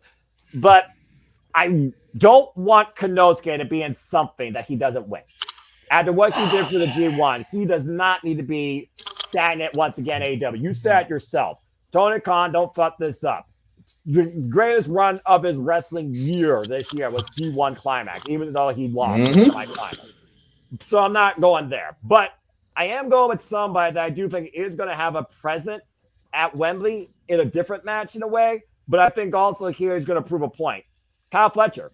I think Kyle Fletcher has a huge upside to him, and he has yet to challenge, I believe, for the World Championship. While he's been a former Ring of Honor World Television Champion and literally might be a younger version of Ospreay in the rise, he also is, of course, the name of the United Empire, Crowns Up, and a best friend of Will Ospreay. And Will Ospreay's got his big match Why not both men have a chance? But again, why one does brotherhood versus family on Kyle's family MO. I think Kyle Fletcher would be a fair shout out here, and he could definitely get a pinfall on Noah, that flying kick and that jumping pile driver. So I'm going to throw Kyle Fletcher out there.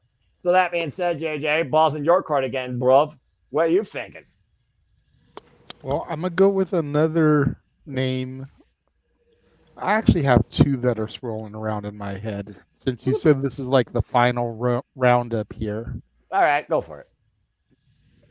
But I got two names that have going around my head. One, both of them are under AEW contracts, so they're already in-house. Right. One, I don't really know where he's been as of late. So it would be a good time to bring him back as long as he's not injured. Mm-hmm. The other guy has been out on injury, and from what I heard, has been back in ring, getting back into ring shape for a return. He's got one of them, baby. And that's not undisputed. That is undisputed, excuse me. And the other one is Mox. Oh, see, I didn't even think about that because he's on vacation. That's right. Mox versus Brian at All Out. Oh, wow. Combat Club.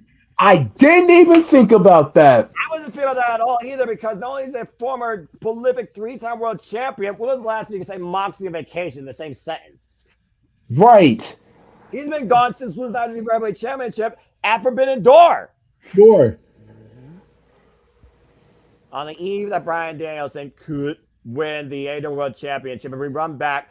Remember, these two previously met at Offer Ass Stand in the finals of that AEW World Championship tournament for the Renegade title. And Jon Moxley won that. And they also had a match at Revolution. And that's what started the Blackpool Combat Club. Exactly. And then I believe Cole's last match was actually at All In last year against MJF. You're right. As far as that match, you're absolutely right. Because everything since then was either supporting MJF or waiting to show his ugly face with that devil's mask at World's End. You're absolutely right. So what better way to come back in a wrestling capacity than the same house that he had his last match in? And considering the Undisputed Kingdom now has no gold, that might as well be. So he might as well just come back to the classic white and gold electric, and we just refresh things completely like John Gresham did in TNA. That's a fair shout. That's an absolute fair shout. Because, again, the caveat here, first pinfall submission wins. People come out at random intervals, start with 2, and we go from there until we get a decision. And the bottom line, whoever gets that decision gets a guaranteed world title shot.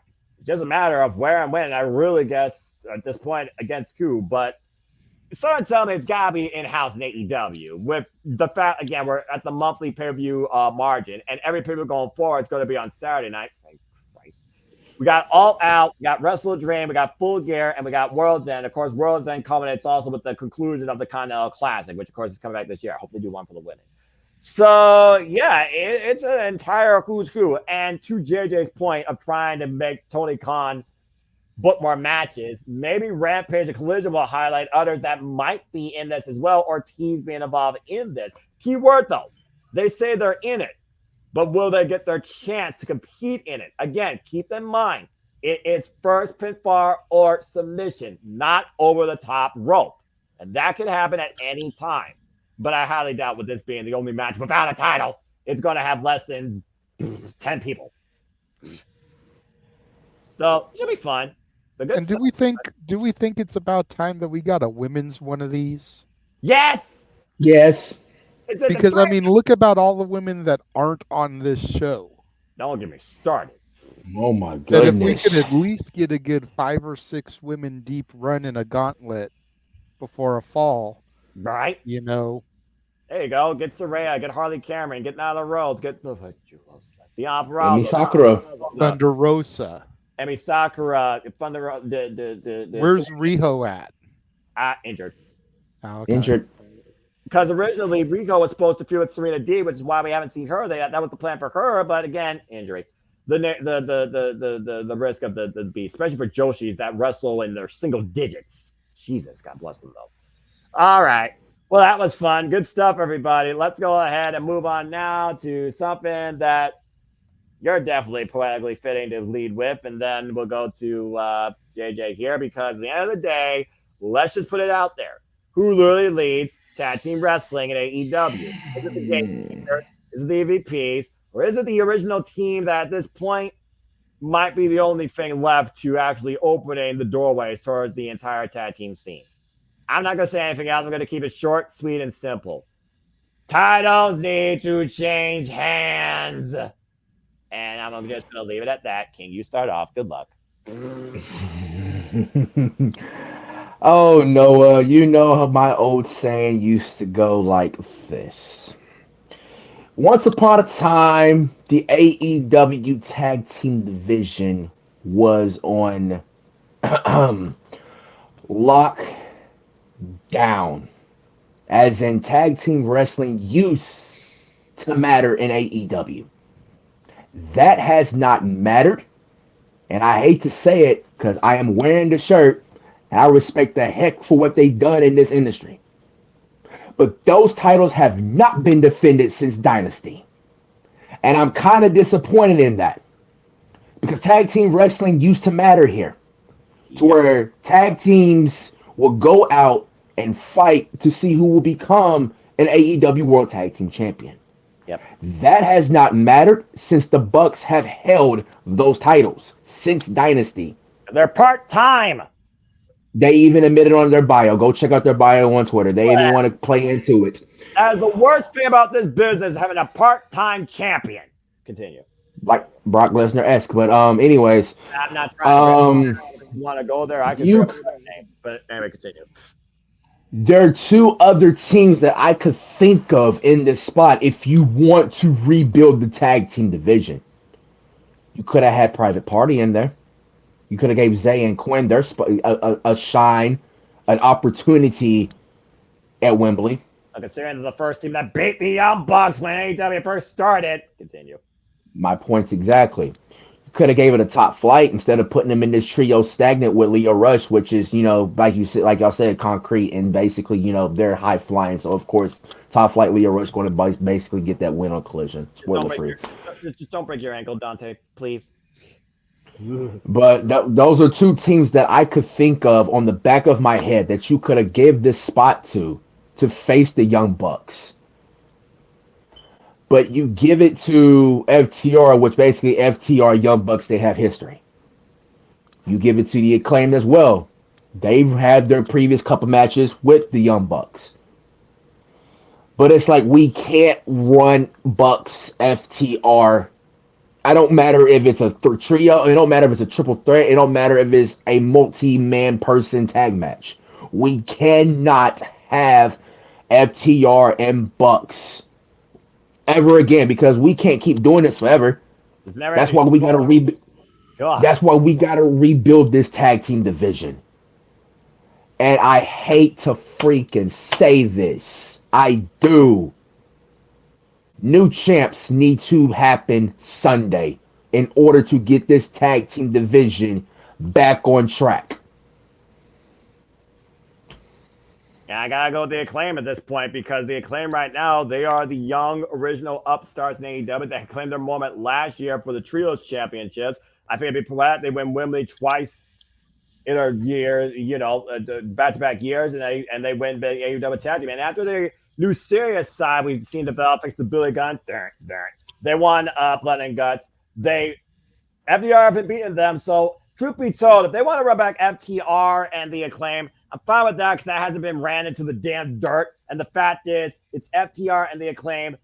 For FTR, it's 0-1-1 as they last went to a 30-minute draw. But if you're only going to have your so-called EVPs part-time, then have them be part-time workers behind the scenes versus part-time champions half the time on my screen, where the tag team titles have mattered less than WWE's. And I can't believe I just said that. I can't believe you did either.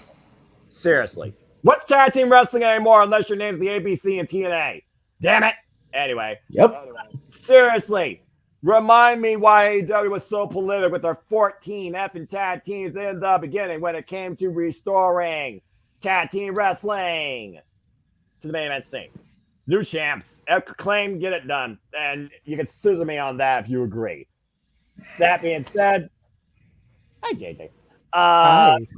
Now that we got our thoughts out. Hi, guys. Hi, JJ. So, Yeah, JJ. how do we make the tag division matter again? Teach us something, bro. Go ahead. Your pick. I'm probably going to shock every motherfucking buddy watching. What? Huh? I think the Bucks are going to retain. What?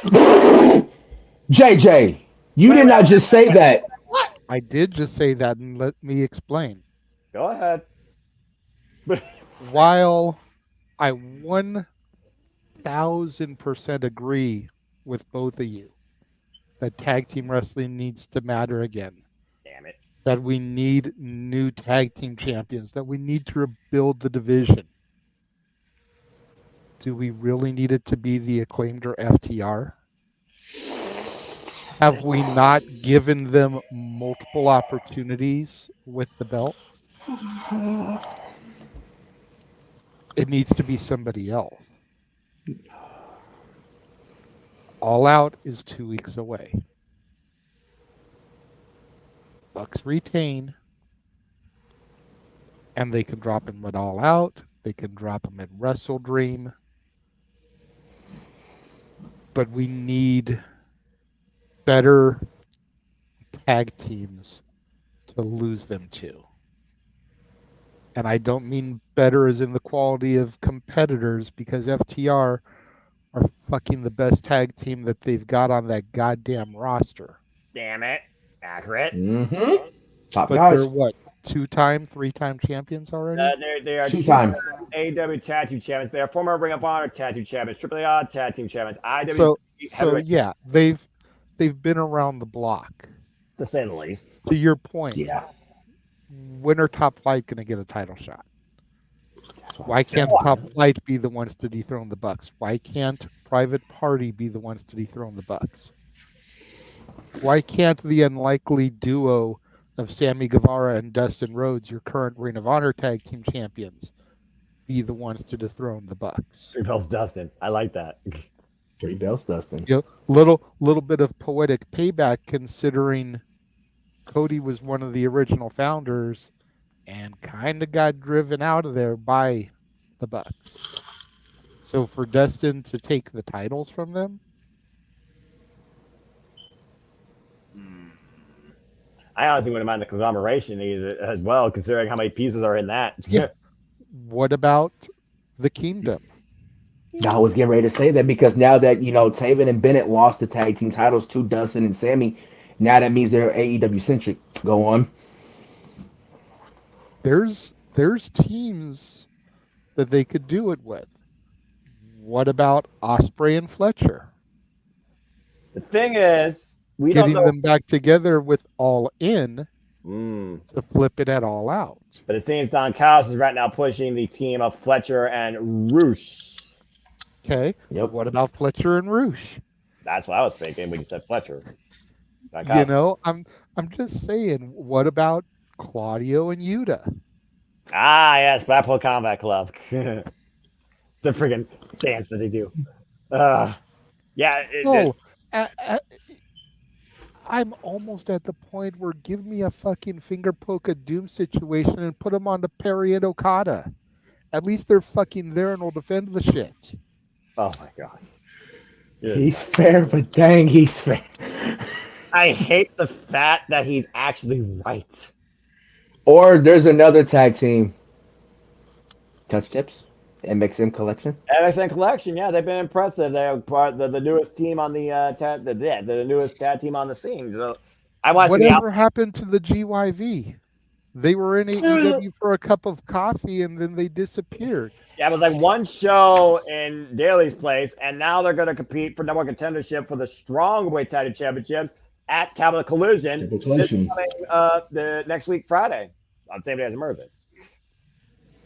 So I'm just saying, it's like, as much as I hate the Bucks, as much as I agree 1000% with your sentiment, we don't need another FTR or Acclaimed title run.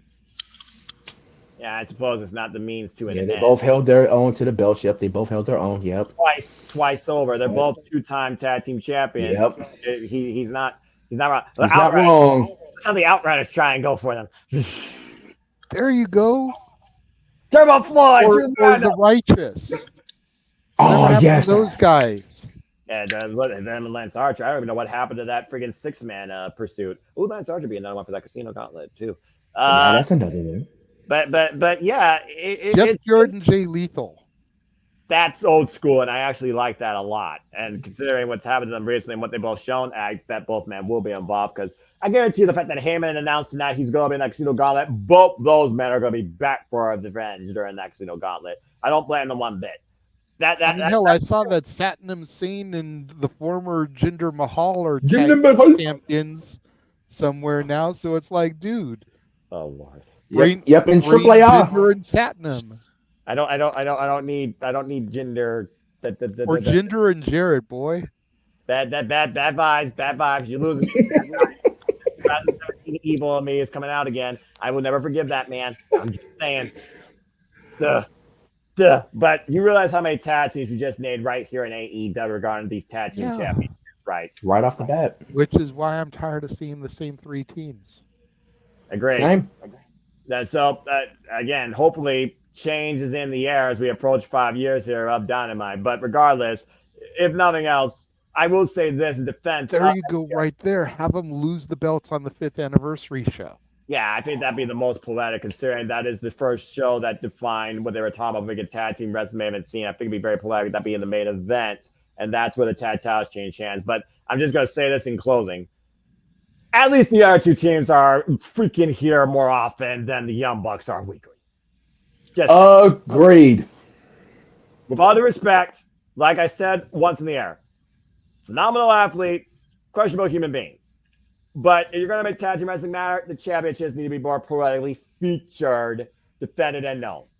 And not just part of a storyline like everything else on the other freaking companies do as well, unless your name's ABC from TNA.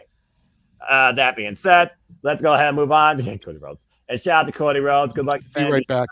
No problem. Shout out to defending the undisputed WWE Championship against Kevin Owens at Bash for Berlin. It's also be Gunther versus Randy Orton for the World Heavyweight Championship.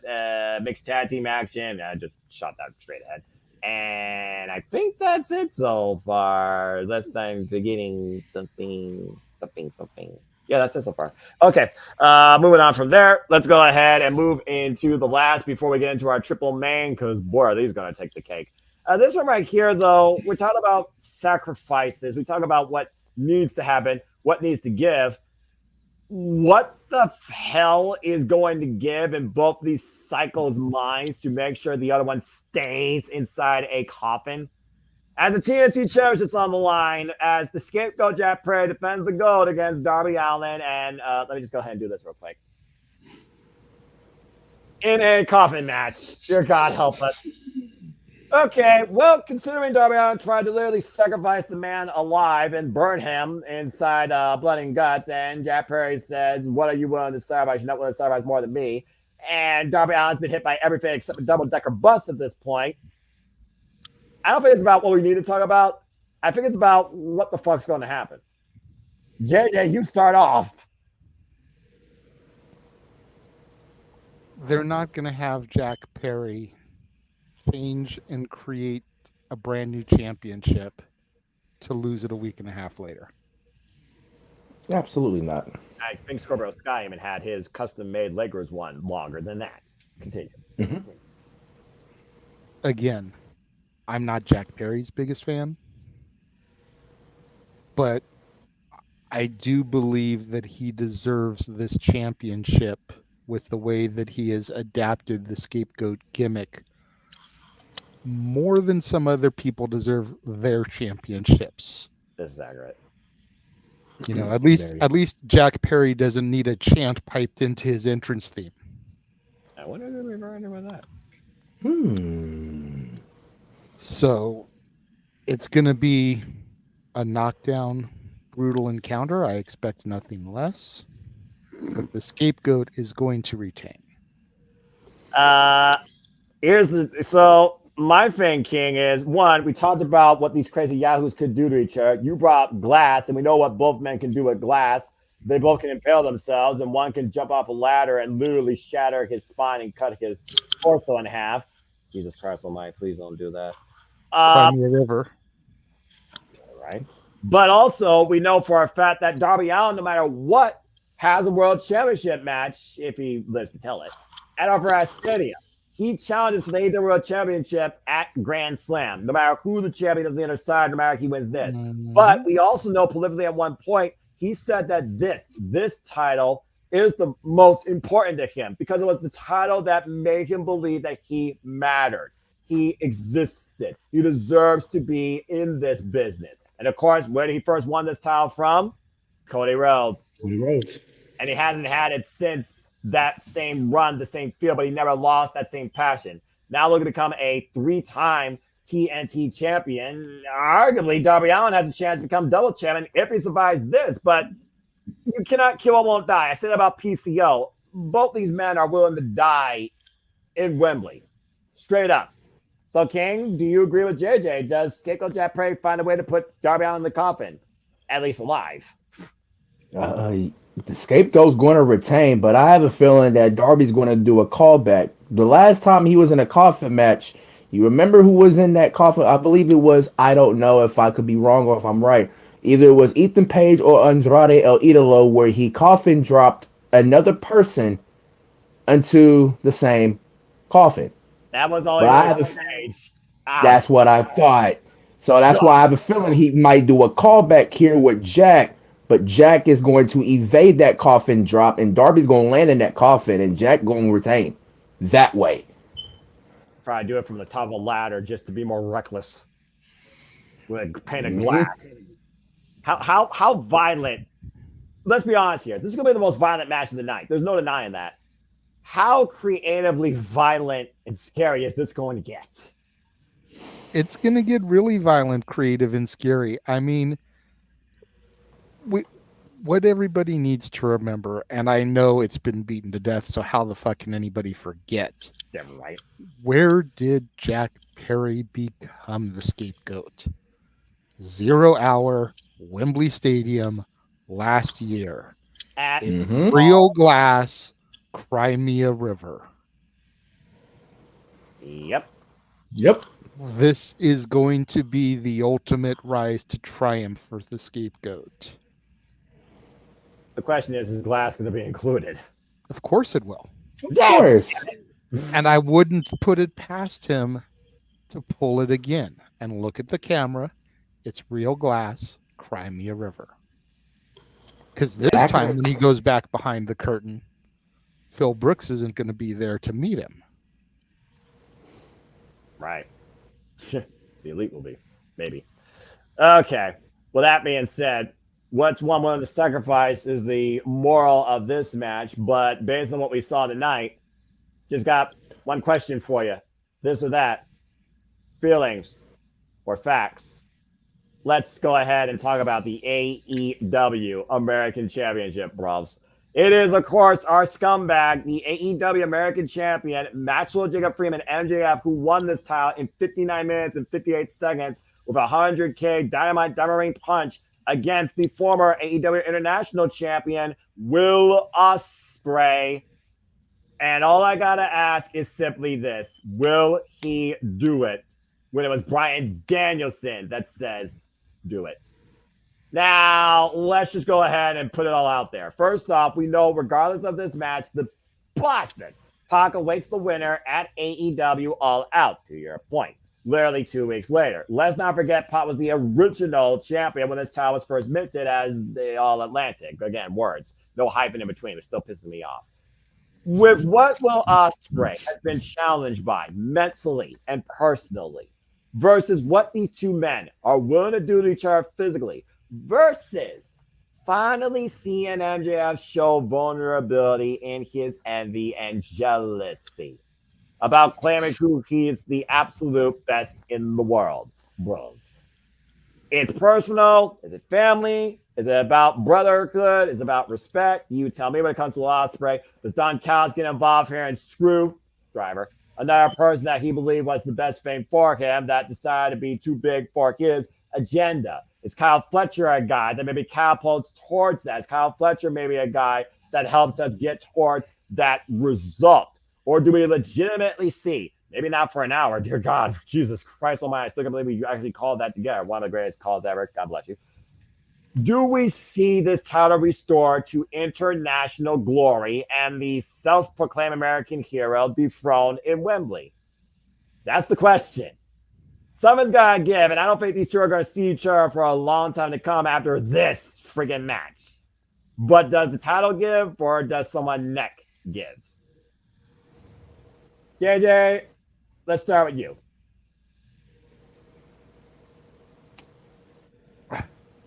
Ospreay is going to reclaim the championship. I feel like he has to. No disrespect to the championship, but I feel like it's beneath MJF. After being world champion, this title is underneath him. Not that he needed it, but this entire feud is just to get Ospreay over in a huge way at Wembley. Give him that crowning moment, that capturing the championship moment at Wembley. That way we can then go to Wrestle Dream after the retention against Pac, the Bastard, at All Out, and we can get that Ricochet Ospreay match. That's the dream. It's a wrestler dream for both men, most likely. I see what you're doing there.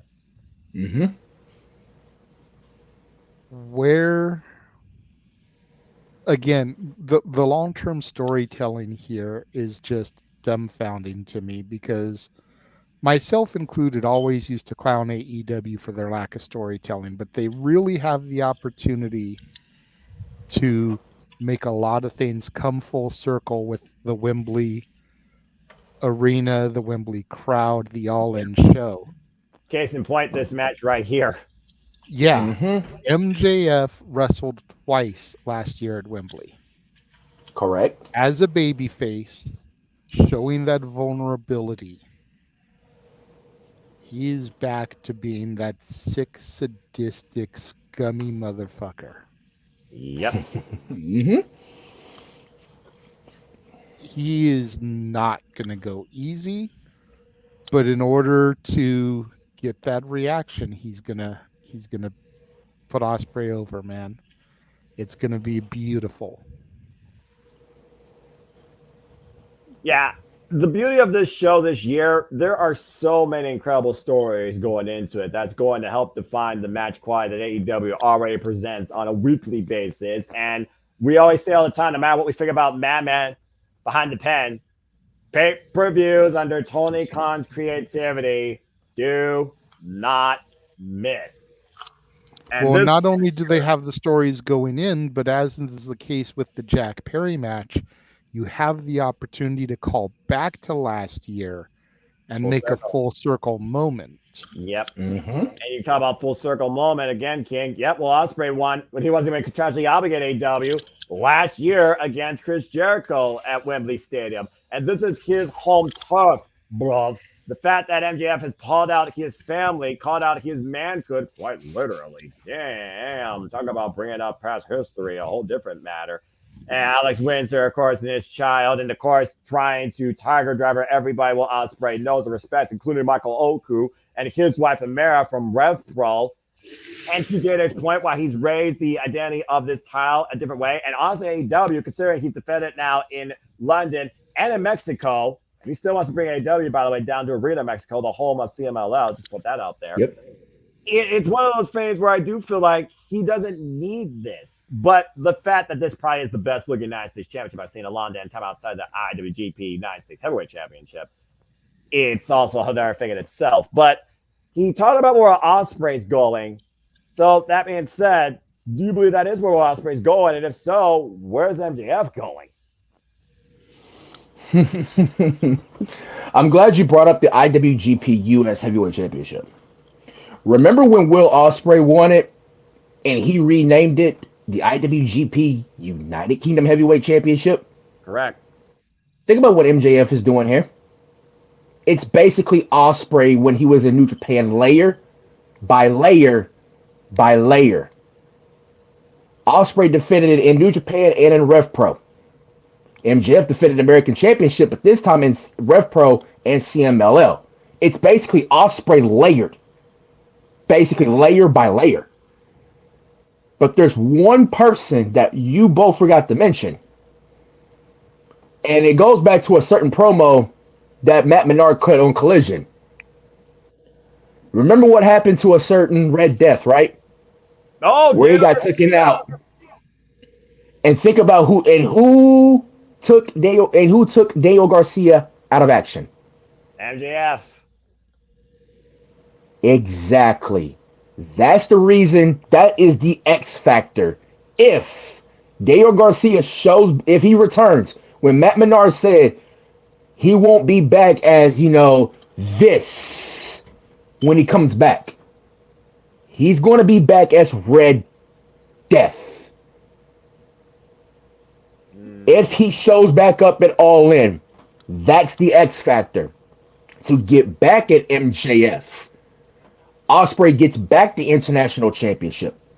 We get Daniel Garcia and MJF at All Out. And if you want to run Daniel Garcia and Will Ospreay for the international championship again, then please do so. But Daniel Garcia is that X factor of why, if he shows up, Ospreay is going to retain. I didn't think about that, especially with the 100K Dynamite Diamond Rain being the X factor to MJF, who clocked in the night. But again, 59 minutes, 58 seconds. That Dynamite Ring punch was the reason MJF beat Will Ospreay before the draw. And I was thinking about, how do you stop that? Does Ospreay have an answer? You might have just found it. Going back to what I was saying about the long-term storytelling and coming full circle, it would be interesting to resurrect Red Death in the same halls that the devil was planted. Because we first saw the mask of the devil starting that whole angle at All In. It's fair. It's absolutely fair. And while he's from Buffalo, Arthur-Ashe Stadium is not too far away from where Daniel Garcia grew up in New York, let alone MJF talks about Long Island, New York being the most promising place on earth. Daniel Garcia said he will live and die 1,000 times over if it means finally getting gold in AEW. Last year, we saw Eddie Kingston finally get his moment and respect from Claudio. This year, it finally might be Daniel Garcia's moment. I don't know if he gets respect, but he might finally get his own damn championship. Which is why, again, thinking about Will Ospreay's mental balance and direction. But the fact that Bryan Danielson told him, simply put, Shia LaBeouf, not even Shia LaBeouf, like, just simply put, do it. If Will Ospreay does not do it, he doesn't win. Nope. But I think now he has to do it and will. I agree with you guys. I think there's going to be a brand new AEW American champion, international champion, and a bastard way for them in Chicago. And you got a battle of two Brits for a title, once again defined by international pride with the current and the first. Now, what does that mean for Pac, considering we're at the same place, the same show, where he beat Kenny Omega his first day part of this company, by the way? Yeah, we'll let that be figured out by itself a month out from the 5-year anniversary and a few weeks out from Arthur-Ashe Stadium. But to JJ's point, though, I do think there is more for MJF in this return back beyond this title. It's an interesting little subplot, but he doesn't need this. Now, am I saying he needs the AEW World Championship? I don't know. But it does lead me to think more about that, though, considering what happened at one point with the two men I just said backstage. Just saying. But we'll get there when we get there. But as far as this match goes, we're all unanimous right now, bros. We believe there's going to be a brand new champion, and his name is Will Ospreay. Because at the end of the day, MJF, you are not Will Ospreay. Bros. All right. Well, okay. I'm just going to bring it up. You say the word. And then we will go to our filibuster to give us the script and the end scene that he expects to happen. But before we do that, you guys know what time it is. King, go ahead and say it. Timeless. It is the AEW Women's World Championship as Timeless Toni Storm defends the gold and her stardom and spotlight against her greatest foe, her protege, the Glamour, Mariah May. I say I'm not going to say another word, and you know exactly why. Yay, yay! This is the final act of the timeless era as we know it. The spotlight is on you, my friend. Go ahead. Well, I don't want to give too much away, as I do want to entice people to join me for my review of All About Eve, which will go live Sunday morning, 6 o'clock a.m. West Coast time, 9 a.m. East Coast time, ahead of All In, where I talk about the film that was a huge inspiration to this storyline, this angle.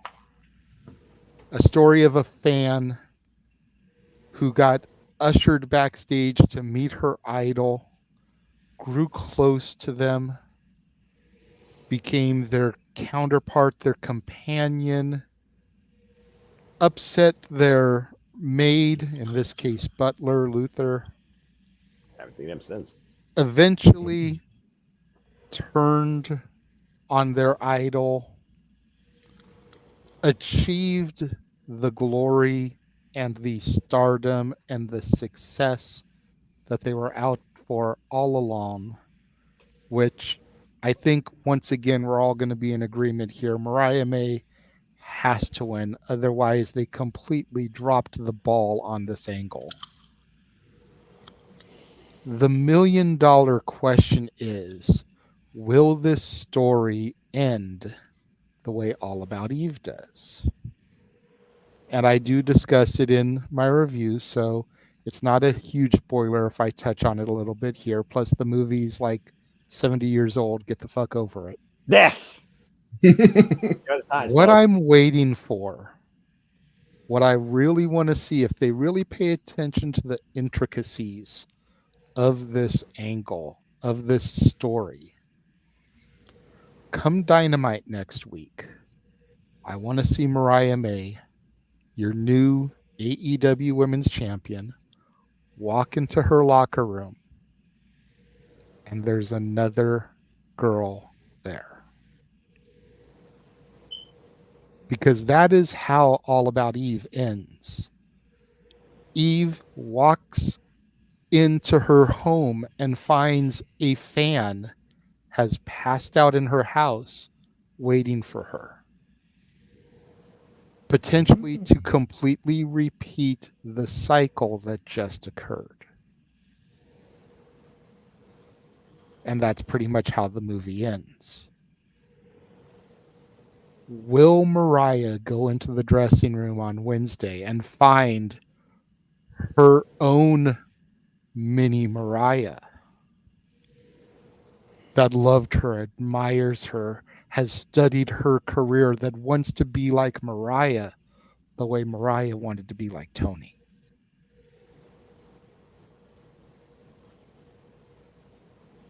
To be continued. That is what I'm waiting to see. Bravo. But the sheer similarities of the story that I just briefly laid out to you is everything we have seen in this angle. RJ City got her backstage to meet Toni. She quickly befriended, grew close to her. In the movie, it's a maid. In here, it's the butler, Luther. Completely, being a little bit sus of her the entire time. Spidey sense tingling, but Toni didn't want to listen. Then we had the heel turn. We had her, enter the Owen tournament and win it, and the turn and everything that has grown to this point. All that remains to be seen is, will there be another person? And honestly, that's where I would have debuted Camille. Knowing this storyline, knowing the movie now, rather than having Camille be the Kevin Nash, the Diesel to Mercedes' Shawn Michaels. It'd be interesting to see Camille show that type of personality too. Or, as some people have drawn the comparison, the Nicole Bass to Mercedes' Sable. I feel that's completely disrespectful to Camille, though. But have her, she should have been the fan that Mariah May walked in on. And Mariah could have then taken Camille under the wing. And then when Camille laid Mariah out, the way that Mariah did to Tony, everybody would have rejoiced because Mariah finally got her comeuppance.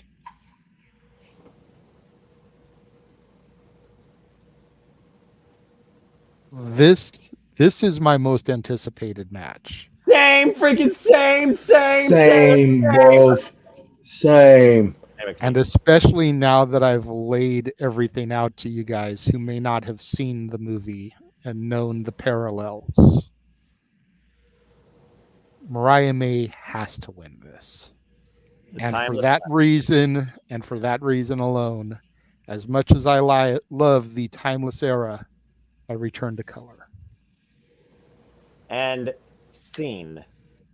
Bravo, JJ. Bravo. Bravo, bros. Bravo. All right, King. Now look, you have endorsed the timeless era longer than even I knew JJ did. And I saw what y'all said in the chat. I didn't react to it because I didn't want to give y'all my feelings. But yeah, that might be the last time you ever use that clip, y'all. So just put it out there. But that being said, King, there's no argument that something so glamorous could be so sinister. And we saw that firsthand at the conclusion of the OM when we thought it was going to be Toni Storm doing it the entire time. When Mariah May said that she absolutely loves her, gave her everything, but looks to be the one to write her eulogy, that pretty much is the indicator that this is the end of their story. And if we see Mariah May and timeless Toni Storm matches of late, it's going to end with a kiss of death. It's just a matter of who hits it first. And is it the only one? So, King, you're on the point. The future of the AEW World Championship. Is this the end of the timeless era as you know it? I remember back in January because they AEW uploaded the timelines of this whole story. It's a 3-hour timeline. By the way, Jesus. Exactly. And I remember on that January of the new year of that Dynamite when I tweeted out after the show, I said, this is going to be a new mission, new statement. I remember when Mariah cut that promo after she beat Queen Emanata. And I remember those words that she reiterated months later, saying it's all about Mariah. 2024 was going to be all about Mariah. At first, I was like, how is that going to be possible when you're with Tony? But then now, as JJ alluded, of what he talked about, now I see why. And it kind of makes you wonder, did Luther know this whole entire time? But that remains to be seen on that front. Yeah, as much as I respect the heck out of Tony, have been and been loving this timeless era, I said it once to you on the watch along, I said it in the chat, and I'm going to say it again.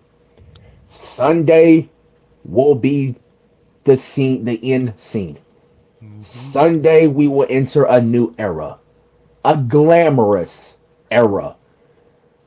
The timeless scene, the timeless era, we all know, we all once loved, and we all respect, will now be moved along for a glamorous era to arrive in Mariah May. And plus, we in London as well. homecoming for Mariah. Yep. We are. I agree. I think it's going to be unanimous at this rate, just like with the Osprey MJF. Mariah May's going to be your new AEW Women's World Champion. The $1,000,000 question, in keeping with the cinematic theme, like I alluded to, come Dynamite, will there be the post-credit scene? And that's what I'm Will thinking. the credits roll That's what and I'm all thinking in, too. and that's it? Yeah. And again, how do the credits roll? Like, you gotta imagine Mariah May is going to have a feature film regarding this story. What's it going to be called? The Timeless Last, The Kiss of Death. I mean, we saw what she did when she talked about burning your star on Wednesday night. So again, but I think Thomas Toni Storm put that to bed on her film with Collision, because Mariah May got so pissed off, she planted that shoe into poor Lenny Dior's forehead. Ouch. And something tells me that shoe is not going to be too far away from ringside. Oh no. We also know that Mina Shirakawa, again, doesn't want neither of these two to get hurt, and she is back. I know we all want Mina. We love Mina. Yay, Mina. But it's one of those things that you gotta imagine Mina's going to be an emotional wreck watching this from afar, let alone coming down the ringside wondering, you two want to love each other, don't go there. Like, how dramatic does it get? We know the quality of wrestling we're going to get with these two. The two of the best female wrestlers AEW has, period. But the cinematic drama in this story, that's not going to play out like a movie. It's going to play out as an all-out bloody war. The damnedest bloody romance your entire life. Toni Storm wars herself. There's so much towards how we get to the end that I cannot wait to fucking see this match and call it in color. But like I told you guys, I respect Thomas Toni Storm since that match at Double or Nothing. She proved she could do it on her own. And to your point, I think that was the moment that we truly saw Luther see Mariah May's true colors. Because remember, it was Mariah May was throwing the towel. Luther had it. And who did Toni Storm see had the towel? Luther. She said, Boston! And threw the towel into the audience. It was that moment right there that I think we hit the climax of this love story, per se. And really, it all came together at the end of the Owen, which, of course, was literally after Forbidden Door when they culminated with Mina Shirakawa and the three-way lip lock of the year. Good grief almighty. But that being said, I think about the epilogue, and it's like, if that was the case, RJ City, who the hell you put in that spot? I mean, Ty-Mello is still injured, recovering. You'll talk about a person maybe going blonde. Sky Blue, she's out injured. Damn it. Julia Hart says now we rebuild. Does she rebuild herself still dark, or does she once again fight in a different way? It's kind of interesting to figure out who could be in that supportive role. I know who. Like he's got an idea. What? I know who. And her name has been floated around. Her name has been reported about. And her name has been, I don't know, in creative plans, but we don't know her status as of late. She's a Megasis. Megan Bang! That's a hell of a shout out. I mean, again, that's also one of the most physically predominant females right now in the wrestling business. To your point, also a mom in Stardom, but she was alongside Micah. If nothing else, I could almost see Megan Bang being maybe not a butler, but truly somebody that enforces the glamorous era. Because I gotta imagine that Mina is gonna have a fallout with Mariah May. She's back here in the States. And if Mariah's gonna make this all about her, why people say we want Mina, I think we got our first title feud to come, guys. Just saying. Mm-hmm. And it'll be glorious. And bloody. And again, when it comes to an era all about Mariah, what do you watch out for besides a shoe? Dare I say. Either way, this to me is my feature presentation of the night, and I cannot fucking wait. Kill it, ladies. And give me the biggest final act I've ever seen for a championship for women. Damn it. Okay, with that being said, we talked about a lot. We talked about final confrontations. We talked about conclusions. We talked about the ultimate culminations. It doesn't get bigger than this, despite the fact we know how vested we are in the women, because of Advocates Women's Professional Wrestling. I always put that over men because, again, I like women. But seriously, guys, let's go ahead and get into it. It's Swerve Strickland. It's Bryan Danielson. It's the Mogul. It's the American Dragon. It's the final countdown. Diddle-doo. Diddle-doo-doo. Diddle-doo. Yes. Mhm. And so help me God, Tony Khan, you best be playing that at Wembley Stadium. Title versus career. Who is willing to do more to be named the winner and the AEW World Champion? How far do you push a man? How far do you piss off a father? How much do you fucking anger the American Dragon or wake the demon inside Swerve Strickland? This is going to define AEW for years to come. Not the title itself, but what this company represents. And it's not simply the tagline, where the best wrestle. It's truly about what you are to wrestling. Damn it. JJ, you have told me verbatim about this friendship you've had with the American Dragon, the connection, PWG, Ring of Honor. We're going all the way back in time because God bless you and your friendships, you and Jeff Meach. I've learned so much from you two, and I got nothing but love and admiration for you. King also, of course, appreciates both of you too. This is baffling to think. On one hand, a guy that is on due for surgery could finally be the AEW World Champion after losing out against the likes of Kenny Omega and MJF, just to name a couple, and Heyman and Adam Page, whatever that meant. Then you have Swerve Strickland, a guy that people didn't know who the hell was, some random dude from Defy Wrestling out of freaking Washington. Both these men, by the way, from Washington. Keep that in mind, by the way, too. Mm-hmm. But the fact of the matter is that Swerve feels disrespected. With Brian figuring out he knows what he's going to do during retirement, that he wants to ensure that not only does he never wrestle again, he's going to legit try and injure the man to the point it affects his family forever. If the family's at ringside as well, bets are off on either of these men. But that being said, Swerve has proven to be arguably the most dangerous and definitive champion in this company's history, undefeated since winning it. And he's got a hell of a track record to prove it. Kyle Castagnoli, Konosuke Takeshita, Bryan Danielson right now might be the latest accolade. And his last accolade was Will Ospreay, when everybody thought that pretty much was a wash. And it was anything but. This guy's drunk blood from other men. This guy has been stapled and baptized in steel. This guy has literally done horrific things, personally and mentally, to anybody that has been a target. He's taken his kill shot and hit the mark every time. But this is Bryan Danielson, a guy that you can't not put professional wrestling and that name in the same sentence. And come the end of this show, that might be a fucking reality. But is it? Yeah, Dave, what do you think happens? Well, for starters here, I don't think that they bill this match as the final countdown without playing the fucking song in Wembley Arena. I agree. So let's just get that out of the way right now. Bryan is coming out to Europe in Europe. Yeah, I agree. I love this poster, by the way. Look at this poster.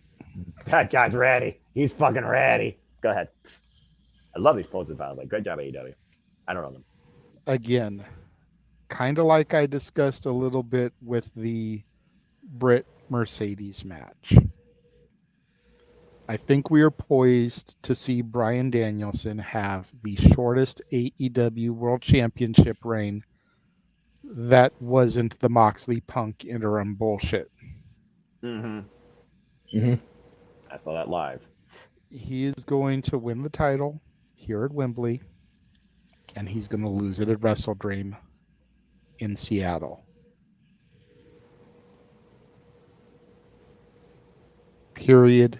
Point blank. He'll have the filler match at All Out. He'll have the filler match at Grand Slam. And then he'll lose it at Wrestle Dream. It's in Tacoma, Washington, by the way, but I'm not going to botch you because at the end of the day, it is Washington. My bad. Still. But I am going to botch King because it always happens. That's a tradition. Botch! His technology failed. But yeah, this is a light note. So yeah, he's going to win it here and have that huge moment winning the championship in front of 50,000 At least. at Wembley Arena, one of the most prestigious stadiums, arenas, whatever in the world, with his indie wrestling song bringing him to the ring to win the title. And he will lose it at home in front of his hometown crowd and ride off into the sunset. And it'll be a perfectly bookended story. Well, okay. King, you saw my reluctancy during the go home angle, but you saw how much Bryan Danielson has been pushed these last few weeks, like JJ, to the point that he dropped some F bombs because he's back to that 0 F's given type Bryan Danielson that we all know, love, dear, well on promos. And at this point, Swerve woke up the fire inside the American Dragon that Jeff Jarrett was trying to bring out this entire time and did so help in part. It's just, again, baffling to think, though, that if Swerve were to do this, he would forever be known as the man to end Bryan Danielson's professional wrestling career. There'd be no stopping him in this dynasty. He talked about the San Diego is building a dynasty. If Swerve were to win this match, I don't think he can be matched with anybody right now in All Elite Wrestling. He'd be unstoppable. But he also did talk about, again, how he still feels so disrespected. I mean, it looks like the man doesn't even sleep right now. That's how pissed off it looks like he is. But maybe that's just normal. But King, again, you talked about Final Countdown, JJ. You talked about for band what Swervages might be with that mix that he dropped. What the fuck happens in Wembley Stadium with these two men? And if not so much just the winner, what the fuck happens to the loser? If Bryan loses, he's done. He's got family. If Swerve loses, daggum. And I'm about to touch on that. It's been, again, quote unquote, reported from this time from Dave Meltzer. Oh, God. From the Wrestling Observer Radio. That rumor in pencil for now. When you said, what's next for Swerve? 2 weeks. Chicago. A certain cowboy might be waiting on him. That's in pencil as of right now. Swerve and Hangman. It didn't say for a title or not. It's in pencil, planned for 2 weeks in Chicago. He is in that casino gauntlet, God forbid. But for Bryan, I'm going with Bryan.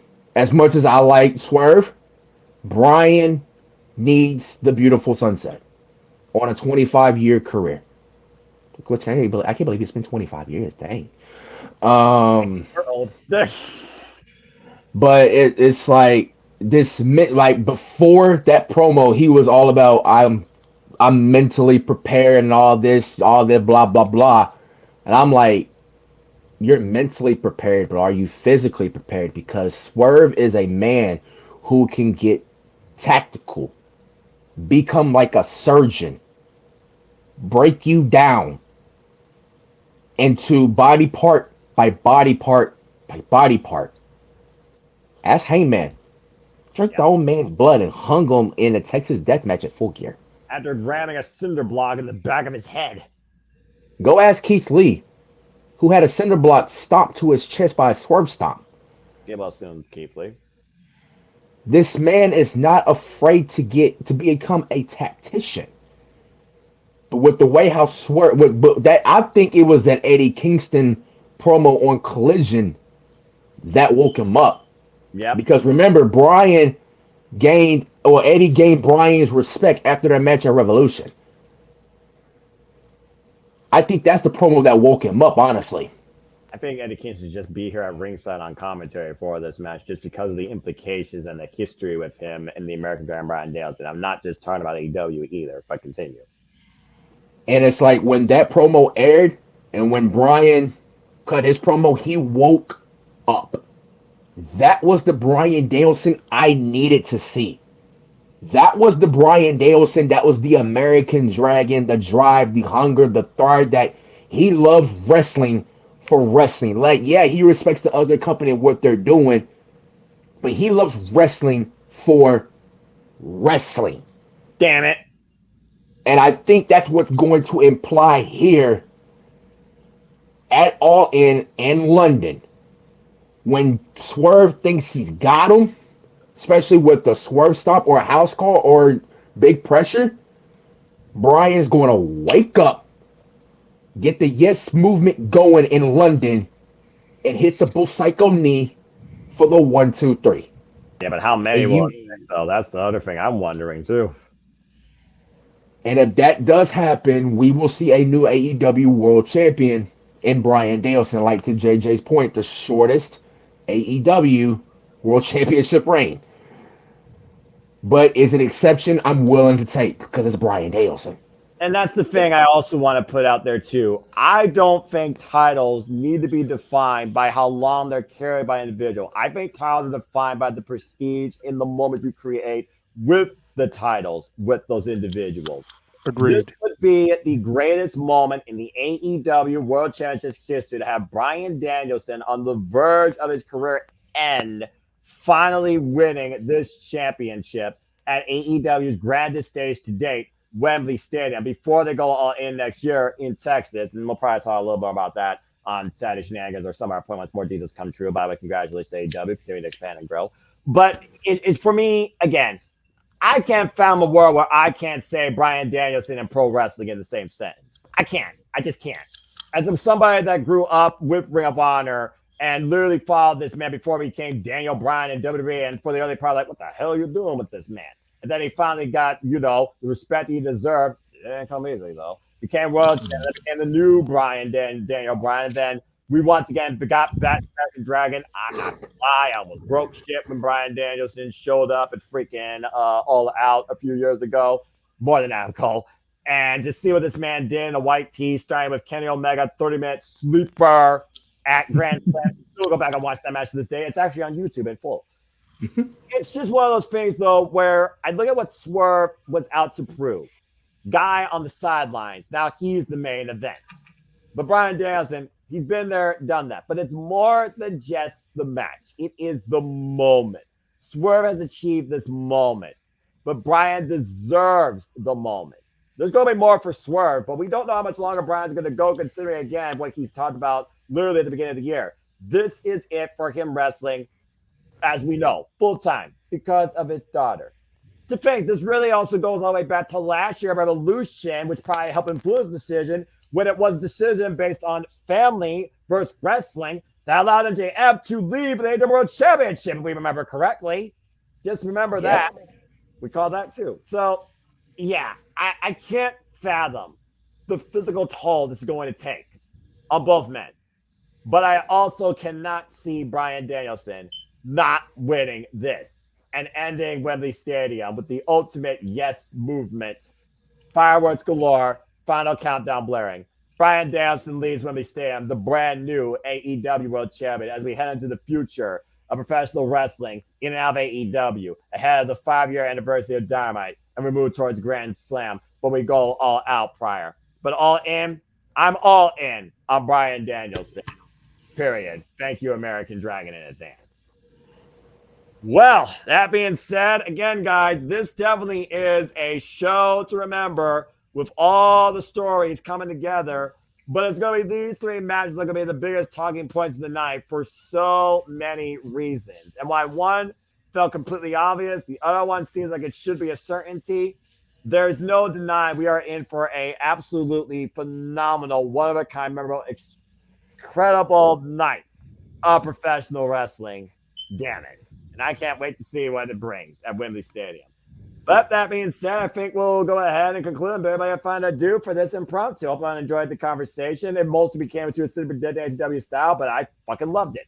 Honestly, great time too. I did better than Tony Khan. Aha. So, and Eric, God bless you, but take care, man. Protect your mentality. I'm sure you'll have chaos next time. You'll probably bring us out, but hey, I warned in the chat. People know by now. If they don't follow the schedule, not on me. Not my foot. Anyway. Good job, guys. Good luck. Expect the form out Friday night after Super Predicting. Once I know one Sheriff Riff and his mad mind comes up with for tiebreakers, I'm sure that might even make it more complicated knowing that crazy goof. But God bless him and say you had a no DQ. Respect, boss man. JJ, been a pleasure. I know we got the rebranded Saturday shenanigans, Curse of Cascade Studios. I know you have your All About Eve. By the way, thank you for sending that. King, I'll send it also to you as well in case you want to go check out that clip. Thanks I to sent it to him via Twitter. okay, the tweeter. Okay, so he's got it. I have to try and check that out just for the theatrics in what could be ahead. I mean, the only thing that could add to this is if they somehow show the match in just black and white and then change it to color over time, just cause. But That would be epic. yeah, but that would be a whole different like mind game for people too. That probably would screw up their eyes. But I'm just saying. We're talking about the entrances, by the way. What sort of entrance is Mariah May and Tony Storm going to bring out? I'm just saying. MJF, Full Ospreay, Mariah May, Tony Storm, Bryan Danielson, Swerve Strickland, the 6 most important entrances that we know to look out for and hope to get here. All right, guys. Before we keep rambling on like we always do, let's go ahead and wrap this thing up. Been an absolute pleasure. Good luck to both of you. I look forward to the next time we go impromptu or just discuss stuff in and out of wrestling as well. JJ, all right, lightly plugged up the graphic. I'll put up again. But anything else you want to plan and promote? It's been an absolute pleasure, dude. Well, thank you for having me. I loved Keen's face when I showed up on screen. Make sure you follow me on the social medias on Instagram, the Renegade JJ Williams, Twitter, ROWJJ Williams, YouTube, Casa D18 Studios.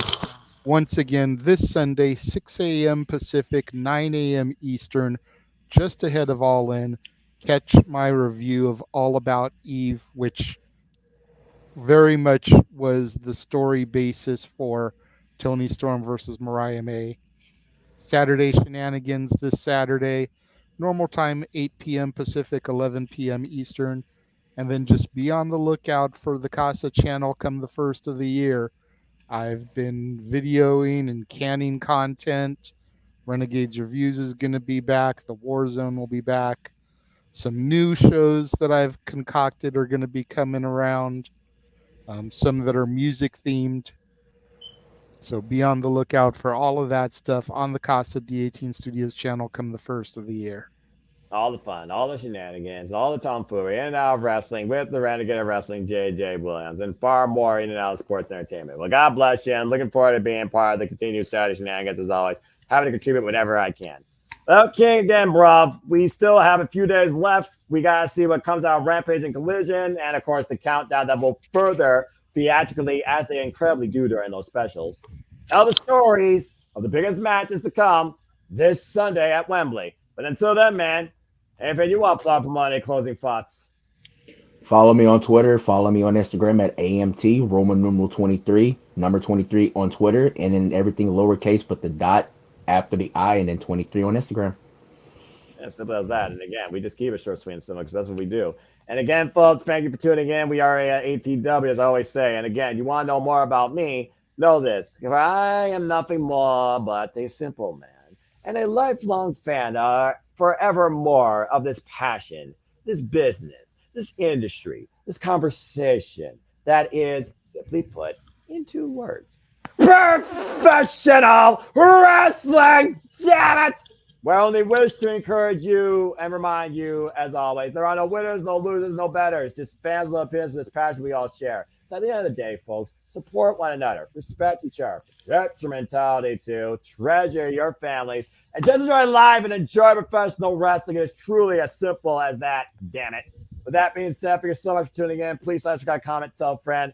Hit the bell on those videos live on demand on this channel. Again, City Video will be back 8 p.m. Eastern Standard Time this Friday. Whether it's me, 1, 2, 3, who knows who else, for anything regarding the biggest shows of wrestling, WWE, AEW, NXT, Ring of Honor, TNA, you name it. This week, of course, AEW All In. So stay tuned more on that in the forum as well. There'll be updates for all the prediction leagues. You can follow me on Fox 916 for more information regarding that. Follow the Simple YouTube channel. Let your voice, the opinion, be known with the simple assessments that I always put up after the shows conclude. Again, the watch-alongs are now exclusively Simply Reliable for the time being, so please follow Rage of Wrestling for more on that, as we will be doing our own watch-along commentary this Sunday for All in London in Wembley Stadium. And follow me on the social media, of course, to keep up with all the predictions, links, and get a positive reprieve in your day and a positive outlook in and out of all things wrestling. Again, shout out to the ATW family on the Twitter and social media platforms. Check out the entire Players Day View Impromptu on my YouTube channel since day one, as we do this out of nowhere, but we have our traditions, such as AEW pay-per-views. sometimes we do reviews. Who knows? We might even do a simple take on this. Just saying. We'll see. It might be the three of us. Just saying. We'll see. And time to be determined, and if that becomes official and approved style. And again, shout out to my friend across the pond, the queen of ATW, Mary J. Continues to prove that James is more than gold. Cheers to you, my friend. Hope that you are doing well in all you pursue and all you do. And go check out AEW if you can, too. I wonder if she was at a carve tonight. But I think for now, that's really all I got to say. So again, thank you for tuning in to another ATW Review Impromptu. And with that being said, I bid you now a fine adieu. Until next time, you always know how I leave things. Take a positive path in life and have a good night. For we are ATW. Have a good night, folks, and enjoy AEW All in London. The final countdown is upon us, gentlemen. Been a pleasure. Have a good night, folks. This is going to be a night to remember. Oh, yeah. Yes, it is. Let's fucking go, bros.